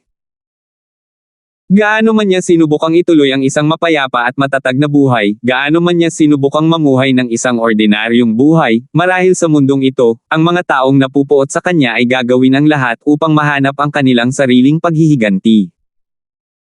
Bagaman naisip niya ito ngayon, marami sa mga pagpatay sa nakaraan ay hindi ang ibig niyang sabihin sa kanyang puso, ngunit siya ay talagang isang ganap na Verdugo, at demonyo. Ngayon, naalala mo na ba? Pinunasan ni Jerry ang kanyang mga luha at malungkot na sinabi, dapat ka ring maparusahan. Noong una, nangako ang organisasyon na ipaghihiganti ako, kaya kinuha ko ang puot at tiniis hanggang ngayon. Ngunit ngayon, dahil natagpuan mo na ang lugar na ito, wala akong planong umalis ng buhay. Inilayo ni Justin ang mga pulang alaala. Nang marinig ang sinabi ni Jerry, hindi niya napigil ang magtaas ng boses, ano ang gagawin mo? Akala mo ba sa pagpapasabog sa FURY at pagpatay sa akin, magagawa mong ipaghiganti ang iyong mga magulang at ang iba pa? Kalimutan mo na ang iyong mga pantasya, mas marami ka pang ordinaryong tao ang papatayin mo kaysa sa akin. So ano? Kasalanan mo ang lahat. Ang kasamaan mo ang dahilan kung bakit ako napunta sa ganyang landas. Huwag mo akong subukang lokohin, kahit na umalis ako ngayon, hahanapin mo pa rin ako at papatayin. Baka madala ko pa ang daan-daang milyong tao sa libingan ko. Lahat ng buhay ng mga taong ito ay isinakripisyo dahil sa iyo. Hahaha. Sa pagitan ng kanyang sarkastikong pagtawa, binasag ni Jerry ang takip ng proteksyon ng salamin gamit ang kanyang kamay at pinindot ang isang malaking pulang butones. Beep! Beep! Gitling-gitling. Dumating ang tunog ng alarma at ang babaeng electronic voice ay nagsimulang mag-anunsyo ng mekanikal, nauna ang destruction mode, sisubog ang laboratorio pagkatapos ng countdown, 30. 29. Ito na ang wakas, ito na ang wakas. Binuksan ni Jerry ang kanyang mga braso at napangiti. Natigilan si Justin. Hindi niya maaaring patayin ang tao o kung hindi ay sisubog ang FURY, ngunit ngayon kahit na ang lab ay sisubog, hindi ba imposibleng pigilan ang mapangwasak na pagsabog ng nuclear na ito? Pagtingin kay Jay na naghihingalo sa kanyang mga bisig, nanggigigil ang kanyang mga ngipin at tumakbo palabas na karga-karga siya. Dahil hindi niya napigilan ang pagsabog ng lab at ang pagsabog ng FURY, ang tanging magagawa niya ay buhatin si Jane at umalis kaagad sa lugar. 12:36. Habang ang pag-iisip ng buhay ni Jane ay mabilis na lumilipis, ang puso ni Justin ay sumasakit. Sa isang kisap mata, dinala na niya siya mula Bavaria patungo sa isang walang nakatirang lugar sa kabundukan sa timog ng Austria. Sa ganitong distansya, kahit na may pagsabog ng sandatang nuclear sa panig ng Aleman, hindi ito makakaapekto sa kanila, kahit na pansamantala. Sa masukal na kagubatan ng Cedro, natagpuan niya ang isang lugar na natatakpan ng malambot at lantang mga dahon. Ibinaba niya ito at niyakap ng mahina, pagkatapos ay nagsagawa ng isa pang pagsusuri. Walang kabuluhan ang paghingi ng tulong, magagawa lang niya ang lahat para mailigtas siya. Pahina ng papahina ang hininga ni Jane, na para bang hihinto ito anumang oras. Muling nadismaya si Justin matapos itakbo ang enerhiya ng langit at lupa sa katawan ni Jane. Ang kanyang mga paggana ng katawan ay tila nabubulok, ngunit pinapanatili pa rin ang bilis ng pagkasira, patungo sa kamatayan. Damn it! Jane? Kausapin mo ako. Paano kita ililigtas? Niyakap ni Justin ang kanyang pangitaas na katawan. Ang kanyang mga mata ay namumula at ang mga luha ay napupuno ito dahil sa pagkabalisa. Itong babaeng ito ang hindi mabilang na gabing walang pahinga para lang magkaroon ng luna sa kanya noong siya ay nasa kalagayan ng kalungkutan, sakit at kawalan ng magawa. Siya ang nag-ahon sa kanya sa kanyang bangungot. Hindi niya ito nabayaran ng mabuti ngunit humingi lamang ito ng tulong at mga pangako sa kanya. Ngayon, nawawala na siya ng buhay sa mga kamay niya at wala siyang magawa. Dahan daw ang itinaas ni Jane ang nanginginig na kamay at pinunasan ang pisngi nito. Naramdaman niya ang pagdaloy ng tubig sa kanyang mukha ngunit hindi niya napansin na naluluha na siya. May tumulong luha sa kanyang mga mata at hindi niya napigilan. Isang malabong ngiti ang lumitaw sa gilid ng kanyang bibig, ayos lang. Ikaw. Hindi maiiyak. I'm so happy. That the last person. I see. Ikaw ba? Hindi niya napigil ang maluha, parang batang walang magawa, nakasubsob ang mukha sa dibdib ng babae. Paano ka aalis ng ganito? Masyado kang malupit. Ako. Hindi ko na mapapatawad ang sarili ko. Iniligtas mo ako ng maraming beses at napakaraming bagay ang ginawa mo para sa akin. Ni hindi kita mailigtas. I'm such a useless moron. Biglang inangat ni Justin ang kanyang ulo, at sa kalungkutan, hinampas niya ang kanyang sarili sa isang cedar sa gilid. Bang! Bang! Bang! Bang! Ang cedar ay nanginginig dahil sa impact, at isang malaking piraso ng balat ang nahulog mula sa isang guwang sa puno at dumikit sa noo ni Justin. Napuno ng luha ang mga mata ni Jane at mahinang ibinoka ang kanyang bibig, hindi. Huwag mong gawin ito. Hinawakan niya ang malamig na kamay nito na parang anumang oras ay maninigas na ito. Alright, I won't. Jane, don't die. I can't imagine you leave me. Umiyak siya na parang walang magawang bata, sabik na nakatingin sa mga babae. Pahina na ang boses niya, I want to ask you a question. Sige, sasabihin ko sa iyo ang lahat at gagawin ko ang lahat ng gusto mo. Agad siyang sumigaw ng hindi makapaniwala. Isang kislap ng liwanag ang sumilay sa kanyang mga sapphire na mata, Justin. Gusto ko lang makilala ka. Sa huli. Mahal mo. Mahal ko. Oo, mahal na mahal kita noon pa man. Isa ka sa mga paborito kong babae. Walang pagdadalawang isip na sabi ni Justin. Ang mga salitang ito ay hindi kailanman sasabihin sa babaeng ito sa buong buhay niya.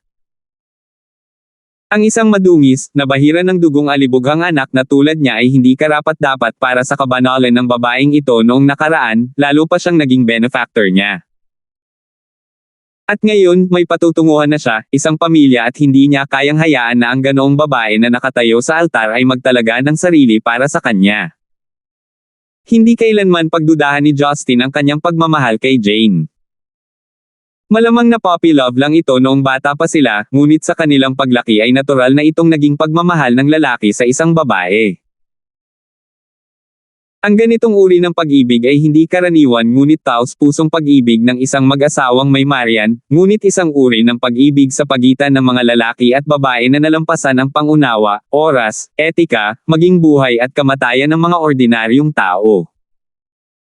Marahil sa mundong ito, napakaraming babae ang kanyang nagustuhan o minahal at kaya nilang ibigay ang lahat para makasama siya, at bilang kapalit ay kaya rin niyang malampasan ang mga paghihirap para sa kanila. Gayunpaman, ang tunay na pag-ibig sa kanyang alaala ay maaaring 17 lamang. Sa katotohanan ay si Marian lamang. At ang manliligaw na tila panaginip ay si Jane lang. Talaga. Hindi yun inaasahan ni Jane kaya nagtanong ulit siya habang sinusubukang imulat ang kanyang mga mata. Tumango siya sa abot ng kanyang makakaya. Talaga, totoo ang sinabi ko, kailangan mong maniwala sa akin. I never dare to expect you, because I feel that I am not worthy for you. Nawawalan ako ng lakas ng loob ng lalaki sa harap mo lang. I'm sorry. Hanggang ngayon ko lang nasabi. Ang mga mata ni Jane ay puno ng kagalakan at ginhawa, at ang isang masayang ngiti ay nagpakinang sa mapatla at magandang mukha na iyon. Honey. Alam ko, minahal mo ako. Si Justin ay humihikbi na at hindi na makapagsalita, kaya tahimik lang siyang tumango at sabihin sa babae kung gaano niya ito kamahal. Ngumiti ng malumanay si Jane, saka biglang ibinaba ang kanyang ulo at ibinuka ang kanyang bibig, may gustong kumagit. Napansin ito ni Justin at nalilitong tumingin sa direksyon na kanyang pupuntahan. Color. Mahina niyang binigkas ang isang salita. Bagamat malabo, hinaila pa rin niya ang kwelyo ng puting coat gamit ang nanginginig niyang kamay para mahawakan niya ito sa labi niya. Jane, anong ginagawa mo? Kinakagat mo ang kwelyo. Para. Hindi siya sumagot, ngunit naubos ang kanyang huling pagsisikap, itinikom ang kanyang bibig at sinipsip ang kwelyo. Hindi nagtagal, nabasa ng laway ang kwelyo. Sa pagkakataong iyon ay natuklasan niyang may malabong asul na kulay ang lumitaw sa basang bahagi ng kwelyo. Kung hindi ito basa, hindi makikita ang kulay. Nang siya ay naguguluhan, isang bagay na kagulat-gulat ang nangyari. Phew! Bumitaw si Jane at nagpakawala ng nakakasukal na hininga na para bang pinipigilan siya nito. Kaagad pagkatapos, mabilis na bumuti ang kanyang kutis, na para bang mabilis na bumaba ang kanyang lagnat at naibalik ang kanyang mga vitals. Para bang binugbog ng malaking orasan, isang hindi kapani-paniwalang pag-iisip ang lumabas sa kanyang isipan. Hindi niya alam kung nasa ecstasy ba siya o tulala. Sa madaling salita, si Justin ay ganap na natigilan. Nakatingin kay Jane sa kanyang mga bisig na nanlalaki ang mga mata, nasaksihan siya na malapit ng mamatay at ngayon ay biglang nanambalik ang kanyang azure sapphire na mga mata sa wala pang kalahating minuto. Dinilaan ni Jane ang kanyang cherry lips gamit ang kanyang pink na dila na may nahihiyang tingin. Pagkatapos niyang kagat-kagat ang ibabang labi, ibinuka niya ang kanyang bibig at ngumiti, anong problema, mahal, nabigla ka ba? Hindi ako nabuhay, buhay ako. Lumunok si Justin at naririnig pa niya ang sarili niyang boses. Ikaw. Paano mo? Ano? Paano ako naging normal muli? Dahil pinagaling ko ang sarili ko, ngumiti si Jane, na nagpakawala ng lakas, umupo siya, at kumawala sa yakap ni Justin, pagkatapos ay nagsimulang dahan-daang sukleyan ang magulo niyang buhok. Sinulyapan muli ni Justin ang asul na kwelyo, pagkatapos ay tumingin sa masayang mukha ni Jane habang matagumpay ang kanyang pagsasabwatan, at sumigaw, nagsinungaling ka sa akin. Sino ba ang nagtanong sa'yo na madali kang lokohin, paano ka pa nahuhulog ng ganoon kadali? Buong pagmamalaki ni Jane, ang malaswa na leeg ay balingkinitan at maputi, sino ako? Ako nga pala si Jane, ako ang tanga na guro ni Jerry. Matatalo ba ako sa isang estudyanteng hindi pa nakapagtapos sa akin? Minamaliit mo rin ako. Magpakamatay. Ha! Para sa mga bobong babae dyan, hindi sa akin. 12:37. Naiwang tulala si Justin. Pagtingin sa babaeng kaharap niya na sobrang energetic na parang walang nangyari, naisip niya na kung ano man ang nakita niya kanina ay panaginip lang. Lahat ng ito ay bahagi ng iyong plano. Nakakalokong tanong ni Justin. Nagkibit balikat si Jane, oo, sa tingin mo ba mahahanap mo ako sa swerte? Noong ginagamit ko ang computer nila, palihim akong nag-set up ng link sa iyong satellite ng Sea Eagles. Bilang isang guro, alam kong si Jerry ay hindi marunong sa computer, kaya hindi niya namamalayan. Hanggat ang iyong mga tao ay dumaan sa lugar na ito, ang satellite ay may jam. Hindi mo ba napagtanto na kapag lumampas ang signal ng iyong natanggap? Tumango si Justin, nahanap nga niya siya dahil doon. Bagamat inaasahan niyang may maglalaro sa likod dahil sa kagyat na sitwasyon ay hindi siya makapag-isip ng mabuti. Sa katunayan, ito ang lahat ng plano ni Jane upang iligtas ang kanyang sarili. Kung gayon, paano ang lason, ano iyon? Halatang napansin ni Justin ang kanyang mga vitals at mga function ng katawan na naibalik. Nagpatuloy si Jane na may mapaglarong ngiti at sinabing, totoo iyon. Palihim akong naghalo ng bagong uri ng lason, na talagang isang uri ng pseudo-death drug, na maaaring huminto sa paggana ng katawan sa loob ng isang yugto ng panahon na parang patay ka na. Kung hindi mo iinuman ng antidote, ang katawan ay magyayelo sa loob ng 1 oras at pekeng ang iyong kamatayan, at dahan-dahan kong protektahan ang temperatura ng iyong katawan, pagkatapos ng 24 na oras ay mapoprotektahan ko ang temperaturang ito, at dahan-dahan kong protektahan ang katawan na ito. Kung nakita nila akong patay, maaring makahanap sila ng lugar para ilibing ako o gawin ang iba pang mga paggamot, para magkaroon ako ng pagkakataong makatakas. Syempre, ito lamang ang aking huling paraan dahil hindi ko masisiguro na hindi nila ako ay cremate, ngunit sa ilalim ng premise na walang legal iligtas sa akin, maaari kong pekain ang aking kamatayan upang maiwasan na mapahamak sila. Bahagyang hinayla ni Jane ang kwelyo niya at komendat, palihim kong inilapat ang antidote kanina, basta sipsipin ko ito sa loob ng 1 oras, babalik ako sa dati. Hindi alam ni Justin kung tatawa ba siya o iiyak, bakit mo ako niloloko, hindi mo ba napansin na durog-durog ang puso ko? Binuksan ni Jane ang kanyang mga braso at pumulupot sa leeg ni Justin. Ang kanyang malalambot na kabundukan ay tumakip sa kanyang mukha at inilagay niya ang kanyang cherry lip sa kanyang noo. Ang kanyang isip ay nahulog sa isang banayad na panaginip pagkatapos. Kung hindi ko sasamantalahin ang pagkakataong ito, hindi mo sasabihin sa akin ang mga salitang iyon, tama. Mahal kong Justin, mahinang bulong ni Jane. Ikaw. Ma'am. Gustong magkomento ni Justin tungkol sa kanyang galit na mga aksyon, ngunit bago niya maibuka ang kanyang bibig, hinarang ito ni Jane gamit ang kanyang mga labi.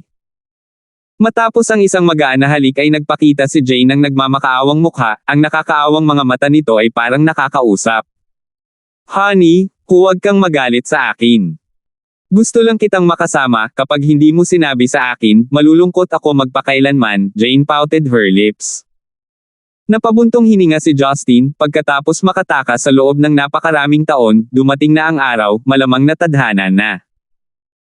Idinisenyo mo ang lahat mula pa sa simula, naghihintay para sa akin na tumalon sa bitag at talagang umiyak ako na parang sanggol, nakakahiya, mapait na ngumiti si Justin, ngunit masaya pa rin sa loob pagkatapos makitang malusog si Jane.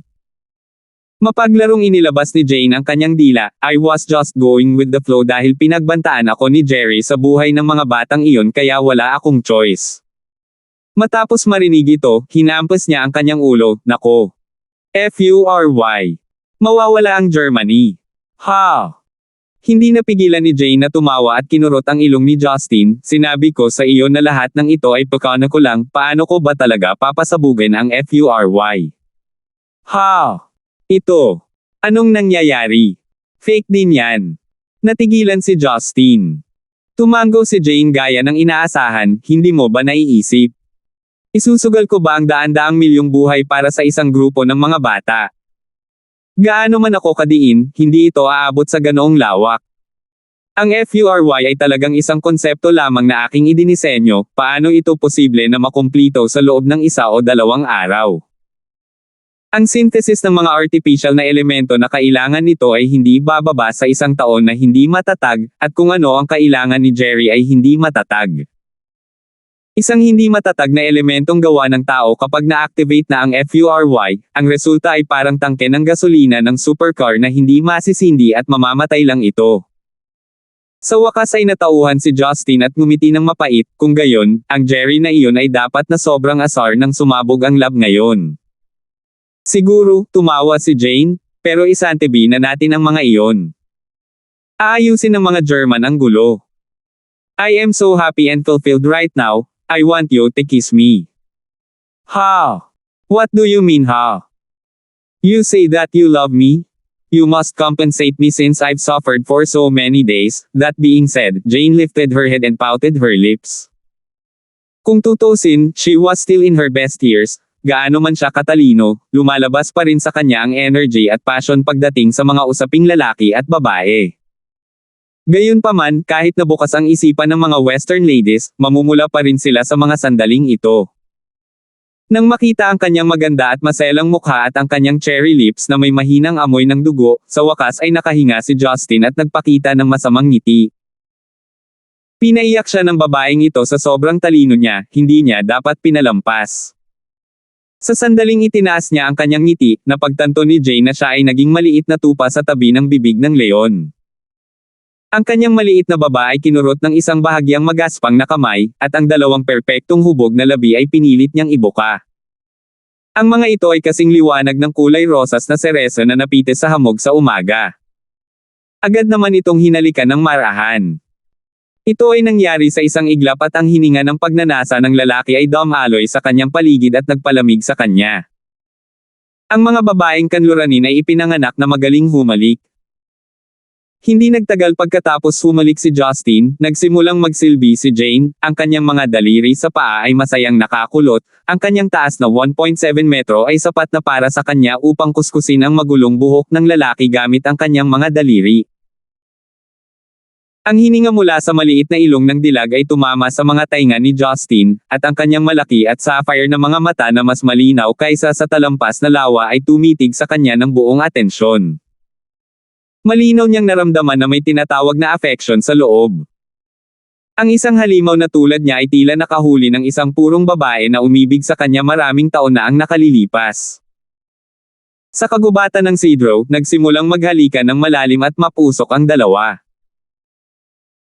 Mapaglarong itinagilid ni Jane ang kanyang ulo, at marahang hinaplos ang kanyang mga payat na daliri mula sa itaas hanggang sa ibaba sa gilid ng mga labi ni Justin, tinitigin ang masamang taong ito na nagpapanatili sa kanyang panaginip ng hindi mabilang na beses, at pagkatapos ay nag-alab ng higit na pagnanasa.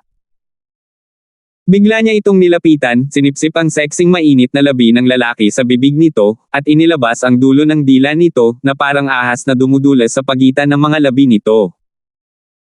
Marahan na gumagala sa kanyang panlasa, isang manipis na daing ang lumabas sa kanyang lalamunan ng hindi sinasadya at sa wakas ay nag-iwan ng sipol. Ang 10 minuto ng mamasa-masa at mainit na halimuyak ay lumipas. Maaaring tumagal pa ito, ngunit kumakilom ang tiyan ni Jane dahil hindi siya gaanong kumakain nitong ilang araw, umaasa lamang sa mga sustansyang solusyon. Nilabanan ni Justin ang hilig na makipaglaro sa bagong determinadong babaeng ito na nakahubad sa bukid, inayos ang kanyang hitsura at dinala siya sa isang kalapit na bayan sa gilid ng Bavaria upang kumain ng ilang simpleng pagkain. Bago iyon, dapat niyang ipaalam kay Solon at sa iba pa na tapos na ang paghahanap at ligtas na si Jane. Namumula at naglalaway pa si Jane pero hindi na iyon mahalaga. Sa harap ng kanyang kasintahan, malinaw niyang naalala ang sinabi minsan ng kanyang walang prinsipyong ina na si Catherine, Lady. Para lang iyon sa kapakanan ng ibang lalaki na makita. Dumating ang dalawa sa isang restaurant mula sa isang maliit na bayan sa kanayunan ng Germany at nag-order ng 2 steak sa isang random na restaurant. Marami sa mga residente ng bayan ang nakaramdam ng kakaiba nang makita nila si Jane na may bahid ng dugo na lab coat, ngunit medyo kaunti ang populasyon doon kaya hindi ito nagdulot ng anumang eksena. Alam din ni Justin na hindi sila masyadong makakakuha ng atensyon kaya naman dinala niya siya dito. Ang mga folkway ay simple at tapat na maaaring makapagpahinga sa kanya. Habang nagugutom si Jane habang naghihintay na maihain ang steak, napansin ni Justin ang isang karatula sa kabilang kalsada at nagningning ang kanyang mga mata. Honey, hintayin mo ako dito, mamimili ako sa kabilang kalye. Pagkatapos ay bumangon si Justin sa kanyang naguguluhan na tingin at lumabas ng restaurant patungo sa isang tindahan sa kabilang kalye. 12:38. Sumapit ang gabi sa lungsod ng Palermo, Sicily. Ang Colosseum sa itaas ng dagat ay nagniningning ng maliwanag ngunit walang laman. Ang unang araw ng kompetisyon ay natapos ng walang labis na pagtataka, ang malalakas na mersenaryo mula sa mga nakaraang termino ay pumasok sa susunod na round at ang aktwal na laban ay dapat magsimula bukas. Sa malaking open-air balcony ng Casino Hotel, mabilis na hinihiwa ng isang nasa katanghaliang gulang na lalaking nakasuot ng puting chef at sombrero ang salmon gamit ang kutsilyo sa kanyang kamay. Ang bawat hiwa ng salmon ay pinutol ng mekanikal, at ang antas ng pagiging malinis ay kahanga-hanga, nagkataon lamang na ang kapal na maaaring dahan-daang matuno sa bibig. Nagpatuloy ang dalawang katulong ng hotel sa paghahain ng karaniwang seafood platter sa mahabang mesa sa hindi kalayuan.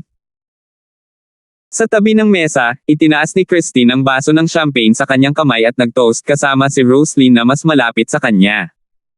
Sabay ngiti ang dalawa at inubos ang baso pagkatapos ng clink sound. Bahagyang namula ang mukha nilang dalawa, halatang nakainom sila ng maraming alak bago inihain ang mga ulam. Aphrodite, mukhang hindi ka nag-aalala, kumusta ang inumin? Si Ares na tamad na nakasandal sa upuan, ay nagpakita ng pagkadismaya. Bakit hindi? Nandito ako para sa isang bakasyon, sabi ni Christine sa walang pag-aalalang tono. Sa sinabi nito, tumalikod si Christine at nagsalita sa chef, Poseidon, tapos ka na ba? Gusto kong kumain. Ang Diyos ng dagat na ang trabaho ay isang chef ay nakakunot ang noo habang siya ay tumangala, walang hihipaw sa pagkain bago ko maubos, kung hindi, wala sa inyo ang makakain. Nagkibit balikat lang si Christine at tumalikod. Si Karen, na matagal nang nakatitig sa pagluluto ni Poseidon, ay hindi inaasahan na ang God of Sea ay magiging chef sa Hawaii kasabay ng isang retiradong hukbong dagat. Ang makitang nagluluto si Poseidon na may ganoong focus ay talagang nakakagulat. Ms. Christine, bakit kailangan nating hintayin na matapos siyang magluto? Hindi napigilan ni Karen na magtanong. Hayaan mo akong sagutin ka, sabi ni Alice, na bahagyang naiinis sa paghihintay, napakaseryoso ni Poseidon pagdating sa kainan. Hanggat gusto niyang maghanda ng pagkain, dapat hintayin ng lahat na matapos ang kanyang trabaho, at pagsilbihan ang mga ito bago kumain, kung hindi man ay maramdaman niyang hindi ito perpekto. Basically, napakatigas ng ulo niya pagdating sa pagluluto, isang perfectionist chef, kinusat ni Stern ang kanyang mga mata. Si Karen at Roslyn ay hindi makapagsalita, ang mga taong ito ay nabubuhay ng higit sa 10,000 taon at parang mga antik, ngunit sila ay mukhang ilang mga mapaglarong bata na may kakaibang personalidad. Ngunit kung iisipin nila ito sa ibang pananaw, hindi ito magiging mahirap na maunawaan. Pagkatapos ng lahat, ang mga araw ay mahaba, kung ang mga Diyos ay hindi makahanap ng ilang mga aktibidad upang patayin ang kanilang mga bakanteng oras at paunlarin ang kanilang mga libangan, ang dating Hades ay hindi lamang ang isa na walang handang mabuhay. Pagkatapos ng isa pang ilang minuto, sa wakas ay natapos ni Poseidon ang sashimi platter at inilagay ito sa mahabang mesa. Ang buong seafood feast ay mukhang makulay at kaakit-akit. Inilabas pa niya ang kanyang cellphone para kunan ng larawan ng mesa na may pagmamalaki. Matapos siyang kulitin at kutsain ng ibang mga Diyos, saka siya umupo at hinayaan silang kumain, sabay paalam sa mga waiter na umalis. Si Christine ang nagpasimula ng hapunan kaninang hapon. Bagaman mayroong maraming mga hinaing sa pagitan ng mga Diyos, at ang mga kompetisyon laban sa isa't isa ay hindi kailanman natapos.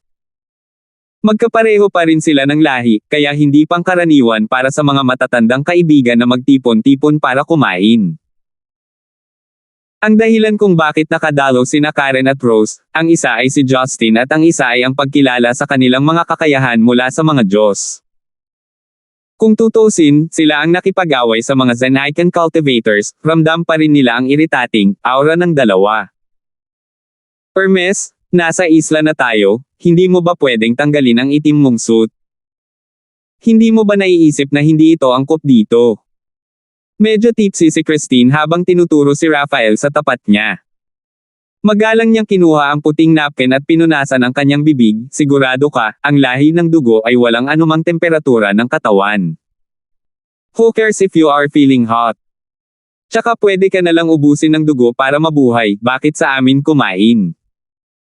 Humalaklak si Raphael, isa itong pagkilala sa culinary arts ni Poseidon. Hindi ko kailangan iyon, perpekto na ito, puri ni Poseidon sa sarili sa nakaka-relax na tono. Nagkatinginan sina Roslyn at Karen ng walang sabi-sabi, ang mga lalaking ito ay hindi lang kakaiba sa personality kundi walang hiya rin.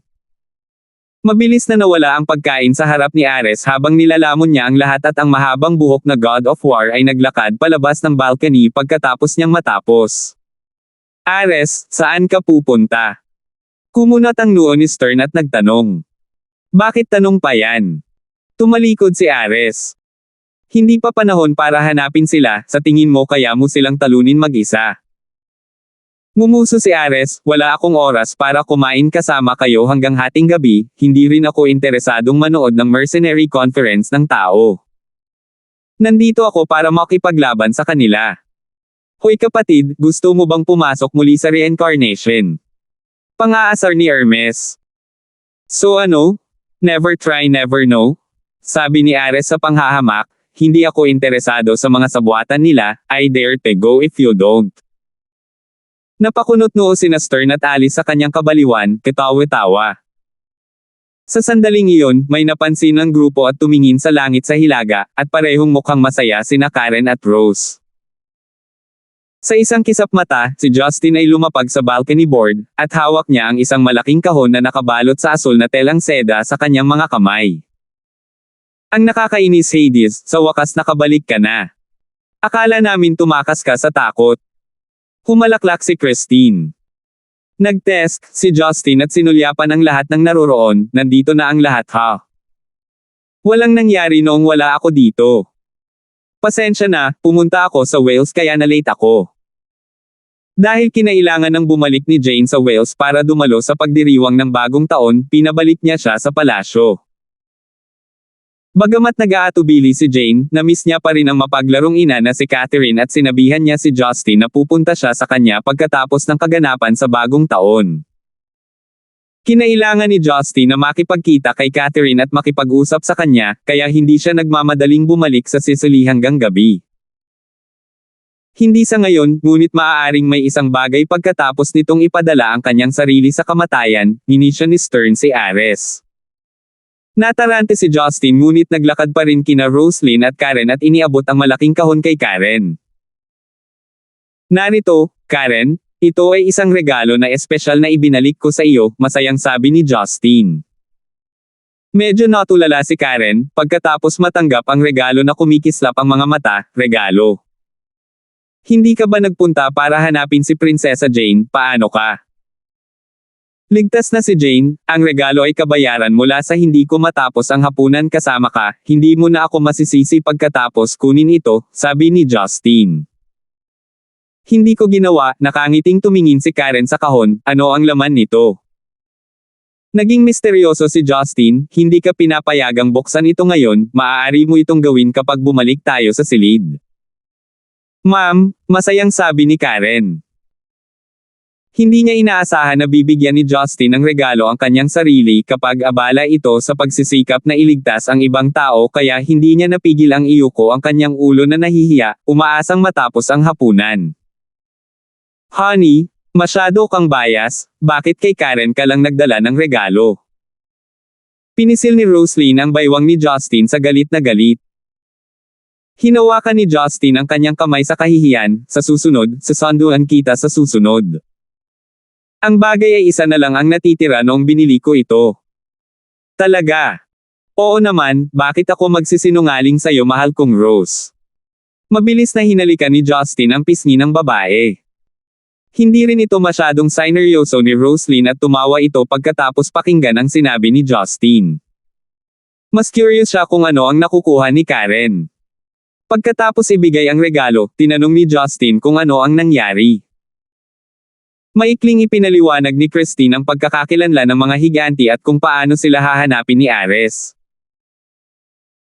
Napabuntong hininga siya matapos marinig ang konteksto, dapat talaga niyang pag-aralan ang kasaysayan ng mga Diyos, hindi niya inaasahan na talagang nag-e-exist ang mga higanti.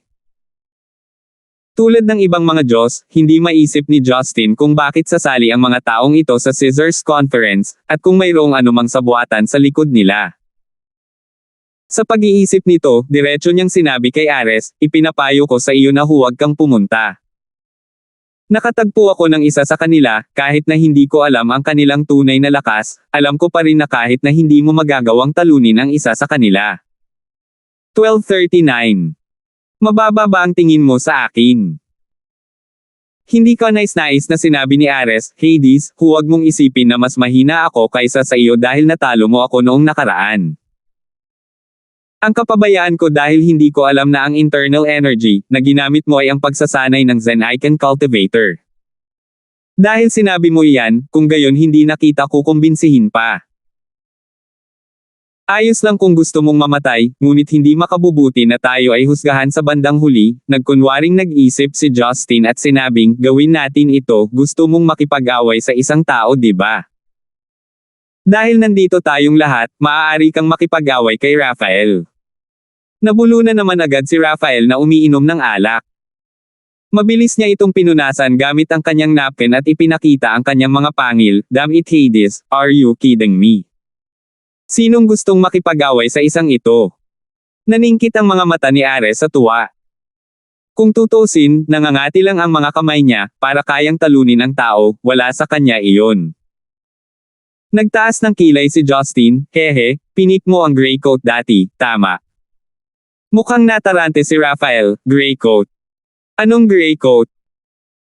Mas hindi makatwiran para sa iyo na walang mga pagkukulang at pagkukunwari na walang alam, dahil ang mga nasasakupan na iyon ay dapat na ipinadala mo, partikular na nakatitiyak si Justin na ang peking kulay abong Amerikana noong huling pagkakataon ay nilalaro ni Hermes, bagaman hindi ko alam kung bakit naglabas ka ng peking charm belt, ngunit hindi mo lang ako ginaisang mag-isa. Ano? Galit na bumangon si Christine, Hermes. The fake belt last time was your doing. Aphrodite, naniniwala ka lang sa mga sinasabi niya. Bakit ko naman gagawin ang mga boring na bagay? Inilahad ni Hermes ang kanyang mga kamay at inosenteng sinabi. Lalong nagalit si Christine, tumigil ka nga sa kalokohan mo. Hindi basta-basta nasasabi ni Hades ang mga ganyan, dapat may dahilan siya. Higit sa lahat, Hermes, we knew each other for more than 30,000 years. You usually act calm when you lie. Tingin mo tanga tayo. Kayo. Nagnganga ang mga ngipin ni Hermes at tumingin kay Poseidon at sa iba pa, ano naman sa inyo? Akala nyo lahat ay ginagawa ko rin ito. Pag-isipan mong mabuti, ano kaya ang intensyon ko? Ano ang may dudulot nito sa akin? Natahimik sina Stern at Alice, ngunit may stop pretending expression sa kanilang mga mukha. Ipinagpatuloy ni Poseidon ang pag-inom ng kanyang champagne, Hermes, ang iyong kakayahan sa panlilinlang ay hindi kasing husay ng iyong mga ilusyon. Sa sobrang galit ni Hermes ay hinampas niya ng malakas ang mesa, fine, since kilalang kilala niyo ako, I admit it's my doing. Naiinip ako at gustong makipaglaro, anong masama doon?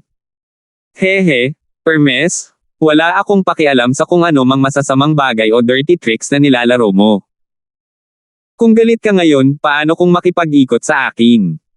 Sinamantala ni Ares ang pagkakataong sabihin. Nainis din si Hermes at nagtaas ng boses, halika. Paglalaruan kitang baliw. Pagkatapos niyang titigan si Justin ng matinding tingin, lumitaw ang isang pares ng mga pakpak sa tabi ng kanyang mga binti at mabilis na lumipad ang kanyang figure patungo sa malayong karagatan. Hindi man kasing bilis ni Ares ang bilis niya ay sumunod pa rin siya kaagad. Tiyak na maglalaban ng husto ang dalawa sa loob ng ilang round, kung hindi sila makakita ng open sea area, hindi maiiwasang masira ang isang malaking lugar. Aphrodite, ginamit na ni Hermes ang sinturon mo, hindi mo ba tutulungan si Ares? Biro ni Alice. Gayunpaman, itinapon ni Christine ang kanyang galit at bumalik sa normal, hindi. Ano man ito, ang pagpayag kay Hermes na samahan ang baliw na iyon upang pawiin ang kanyang galit ay mas mabuti kaysa sa pakikipaglaban sa mga higanti ngayon, sabi ni Stern. Si Justin ay hindi pa nakaharap sa mga higanti noon at hindi naiwasang magtanong, ano ang balak ninyong gawin? Manood ka na lang. Halatang sinadya nila tayo dito, kung hindi, hindi sana sila pumunta ng maaga sa hotel na gusto mong tutuluyan.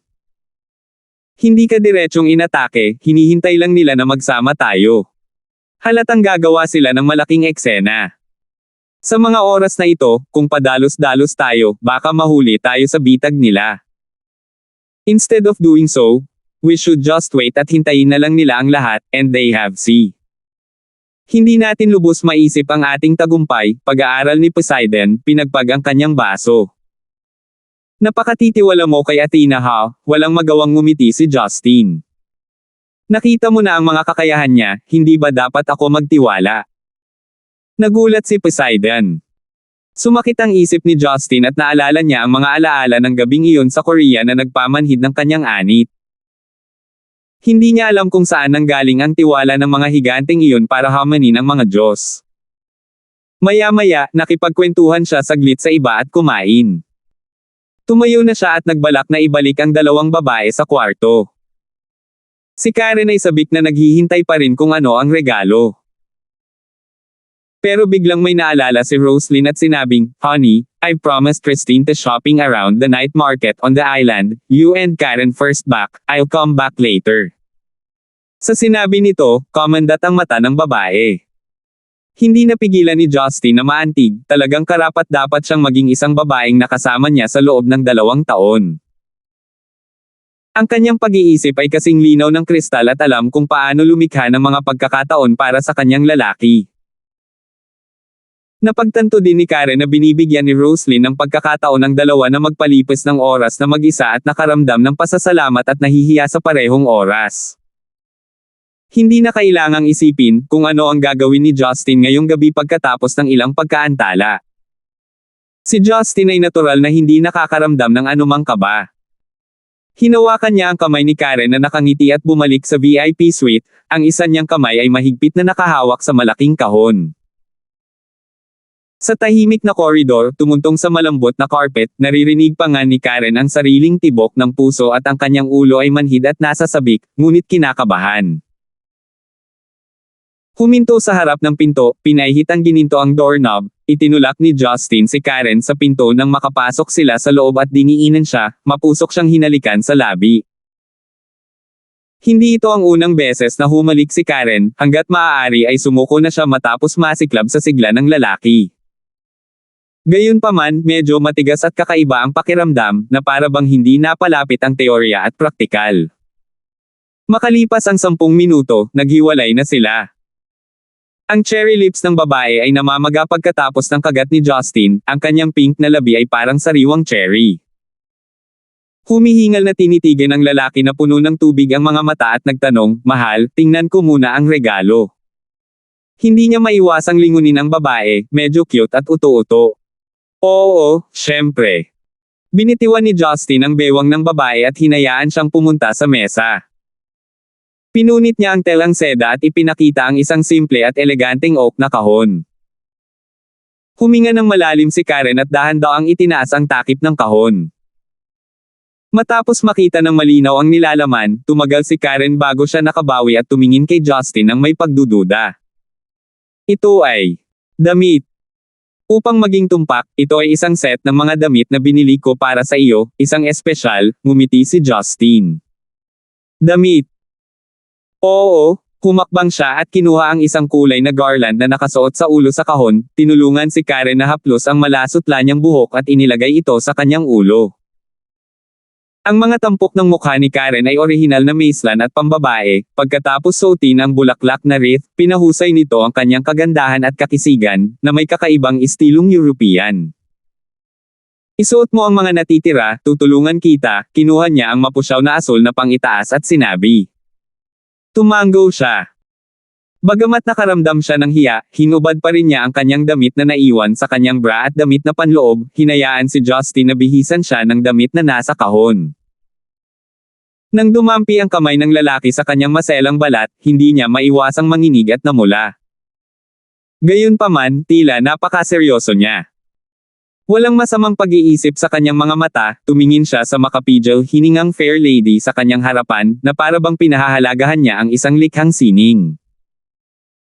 Ang palda ay napakaganda, ang bukas na kwelyo, waistband, manggas at cuffs ng tuktok ay lahat ay pinutol ng puting puntes.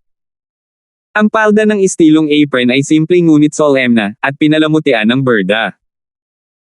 Tulad ng para sa pares ng puting medyas, iginuhit nito ang kagandahan ng mga payat na binti ng isang babae at perpektong pinagsama ito sa palda, na nagdaragdag ng isang dampi ng tukso.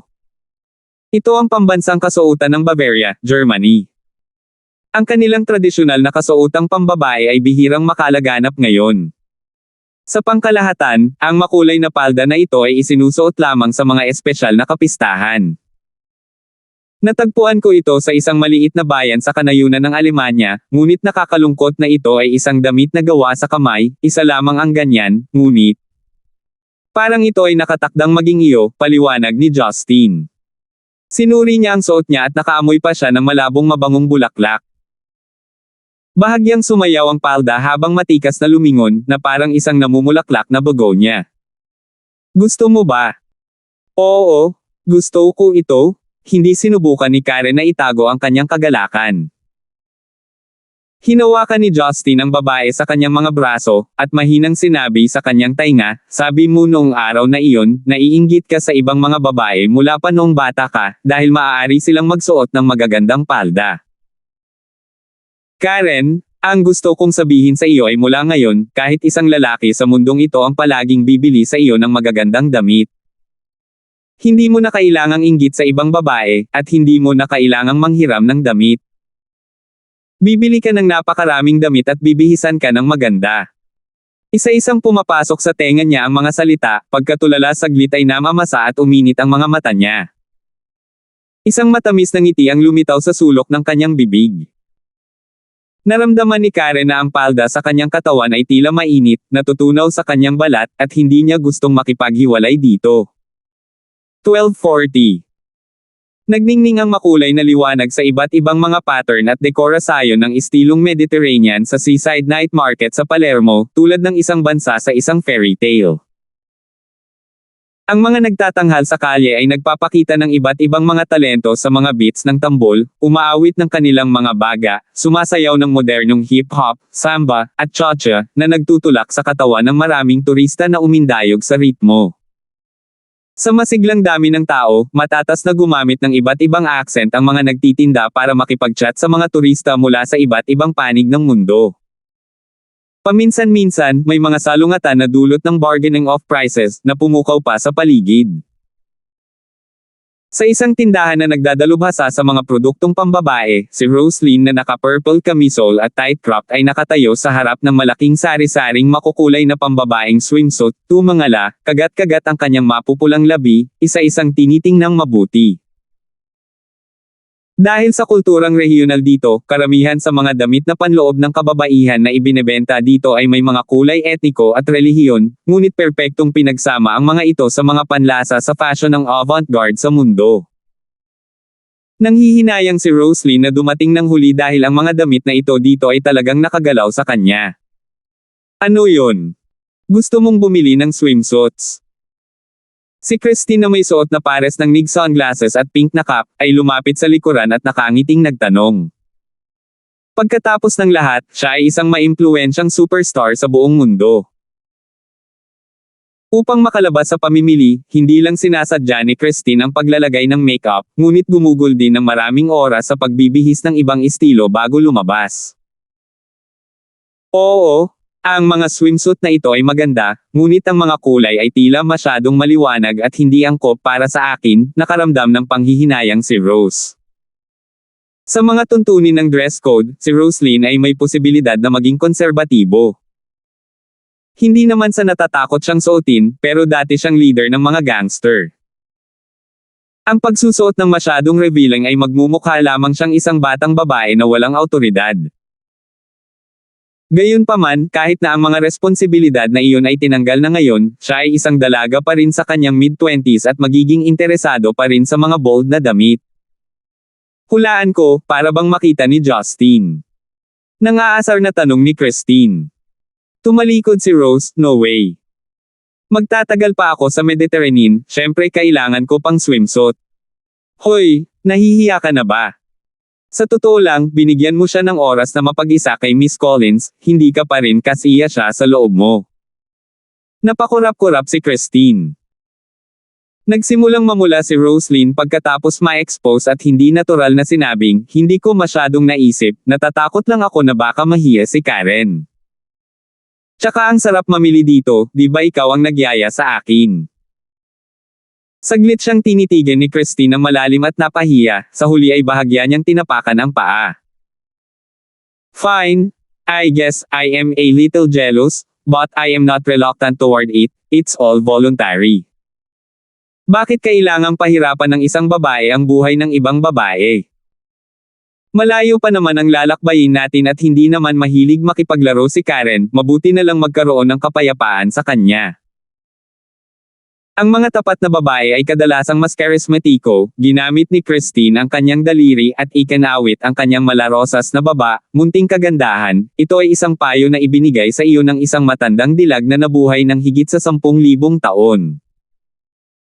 Kinagat ni Roslyn ang kanyang mga ngipin, ibinuka ang kanyang bibig at nagtatakang nagtanong, tama, Christine, kayong mga Diyos ay gumagamit ng mga katawan ng tao para sa layunin ng reincarnation, ibig sabihin, hindi ito ang iyong aktwal na mga hitsura. Oo naman. Kung ganun, ano ang hitsura ninyong lahat kanina? As in your original form, you would definitely look beautiful, right? Curious na tanong ni Rose. Ngumiti ng pilit si Christine, sa palagay ko kung makikita mo ang aking orihinal na anyo, hindi ito magiging magandang bagay na maging masaya. Bakit? Sleep with me tonight and I'll tell you, biglang dinilaan ni Christine ang cherry lips niya. Nang inig si Rose, umatras ng isang hakbang at inikat ang kanyang mga mata, hindi naman, wala akong pakialam kahit papano. Humalaklak si Christine na para bang nakatagpo siya ng isang bagay na masaya at hinaila ang kamay ni Rose. Halika, jokes aside, pipili ako ng ilang brutal, na siguradong makakahuli ng husto sa eyeballs ni Justine. Iyon ay sinabi, si Roslyn ay nakuha na sa isang piraso ng erotikong damit na panloob. Nang makitang gawa sa mga sinulid at muslin ang mga damit na tinutukoy ni Christine, na para bang ito ay para sa hindi pag-awat ng damit, nakaramdam ng hiya si Rose. Gayunpaman, nang pumili si Christine ng isang itim na tool, na may mga kakaibang pattern na nakabalangkas gamit ang mga pilak na sinulid at puntes na nagpapalamuti sa bra, gusto na ni Roslyn na bilhin ito ng may purong aesthetic sense. Well, hindi ba napaka-tempting? Kahit na ang isang babae, na nakikita mong suotin ang isang ito, ay hindi maaaring makatulong ngunit nais na magkaroon ng isang sanggol sa iyo, Christine said solemnly. Kalokohan, paano magkakaanak ang dalawang babae? Ngumuso si Rose. Hihihi.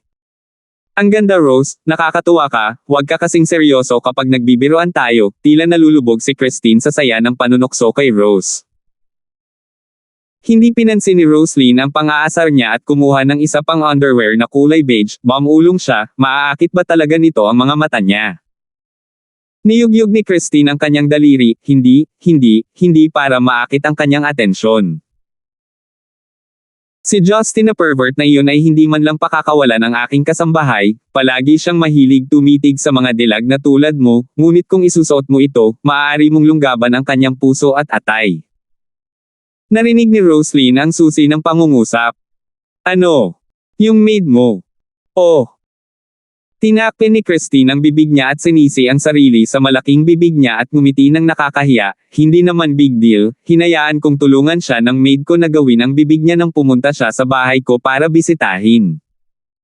Napabuntong hininga si Roslyn at napabuntong hininga, kalimutan mo na yun, alam kong mahilig manloko ang masamang tao. Hindi ako ang pangunahing partner niya, who cares? Nagkibit balikat si Christine, matapang ang babaeng ito. Habang nag-uusap sila, nagsimulang magkumpara at pumili ng isa-isa ang dalawang babae. Si Christine ay isang malaking tagahanga sa bilog ng fashion, at natural na may mahalagang panlasa para sa lahat ng mga estilo. Hindi man kilalang brand ang mga damit na ito, nailarawan pa rin niya ang mga ito ng maayos na naging dahilan para matukso si Roslyn na bilhin ang lahat ng ito. Nang si Roslyn ay nasa sabik na pumili ng ilang huling bagay na babayaran, isang pagbabantay ang nagpasimangot sa kanya. Sampal. Hinampis ni Roslyn ang kamay niya sa likod niya at isang mabalahibong kamay na akmang dadampi sa puwete niya ay nasalo na patayo. Kumunat ang noo ni Christine at tumingin, ngunit walang makakita sa kanyang tunay na ekspresyon sa ilalim ng kanyang salaming pang-araw. Paglingon niya ay nakita niyang ito ay isang lalaking nasa katanghaliang asyano na may parisukat na mukha at mabilog na katawan. Nakasuot siya ng puting blouse, malaking tuwid na mabulaklak na pantalon na may mga salamin na gintong frame. Hehe, miss, your amazing back figure makes it hard to rest myself. Patawarin mo ako, masyado kang maganda at napansin kita sa gitna ng karamihan sa aking unang tingin. Hapon. Halos hindi maintindihan ni Roslyn ang kanyang English na may malakas na Japanese accent. Bitawan mo ang aming Panginoon. Lumapit ang dalawang matangkad na Japanese na mukhang bodyguard at sinenyasan si Roslyn na bitawan ang kamay nito. Ngumuso siya at inalis ang matabang kamay nito, pagkatapos ay direktang nagsalita sa Ingles na naiirite, "Go away." Napagalitan ng medyo may edad na Japanese na lalaki ang dalawang bodyguard at nahihiya itong tumalikod. Taas-baba ang tingin niya sa dibdib at balingkinitang mga binti ni Rose. "Miss, alam ko na marami sa inyo ang mahilig magpanggap na good girls para tumaas ang presyo, pero hindi nyo ako maloloko. Sa pagtingin sa underwear na pipiliin mo, kitang-kita kung anong klaseng babae ka. Kilala ko ang market mo, sige lang, basta ang presyo ay kailangan mong bayaran." Malamig na tiningnan ni Roslyn at Christine ang lalaki, galit na madudurog ang ngipin. Talagang pretuhin siya ng lalaking ito bilang isang patutot. Hindi napigilan ni Christine na matawa. "Rose, tanungin mo siya kung willing siyang magbayad ng bilyon para sa isang araw. Paano ka pa tumatawa? Gusto ko siyang patayin ngayon." Nagdikit ang ngipin ni Rose. Napansin lang ng Japanese na lalaki si Christine sa puntong iyon. Bagamat nakasuot ito ng malaking salaming pang-araw, alam niya sa figure at ugali na hindi ito ordinaryong tao. Ang mga mata ng lalaki ay biglang kuminang, at siya ay naglaway at nagtanong, "Kayong dalawa ay magkasama? Ang galing, paano kung kukunin ko kayong lahat? Kaya kung magbayad ng 100,000 euro sa isang araw." Involving herself, her beautiful eyes behind those shades turned icy cold, 100,000. Paano kung babayaran kita ng 100,000 para sa isang sipa? Matabang baboy mula sa Japan. Mga idiots. How dare you cheap prostitutes na pagalitan ako? Oh! Hindi na hinintay na matapos ang Hapones na sumigaw sa galit, sinipa siya ni Christine sa lupa gamit ang isang paa at napasigaw siya ng malakas. "Hindi lang kita gustong pagalitan, gusto rin kitang sipain." Ang Japanese na nasipa ay bumagsak ang kanyang mga panloob na organo, at salamat kay Christine na ayaw nitong magdulot ng eksena, kaya pinananatili niya itong buhay. Nang makitang binugbog ang kanilang amo, biglang nagalit ang dalawang Japanese bodyguard. Matapos buhatin ng isa ang pandak at matabang lalaki, ang isa naman ay sumugod para hulihin si Christine. Bagamat ang mga Diyos ay hindi nag-onsil sa kanilang mga sarili at sila ay nagtataglay lamang ng mga katawan ng tao nang walang mga batas sa kalawakan, ngunit sa ilalim ng pinalakas na pagkilos ng malakas na kapangyarihang pangkaisipan, ang kanilang mga katawan ay tiyak na nakontrol ang kanilang paglaki hanggang sa limitasyon. Hindi kalabisan na sabihin na sila ay sobrang tao, ang kanilang katalinuhan ay mas mahusay pa rin kaysa sa mga ordinaryong tao.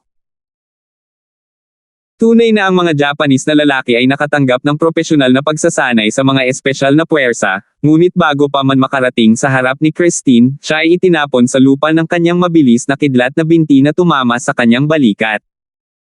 Salamat po at sinamahan ninyo ako, ingat lagi mga master.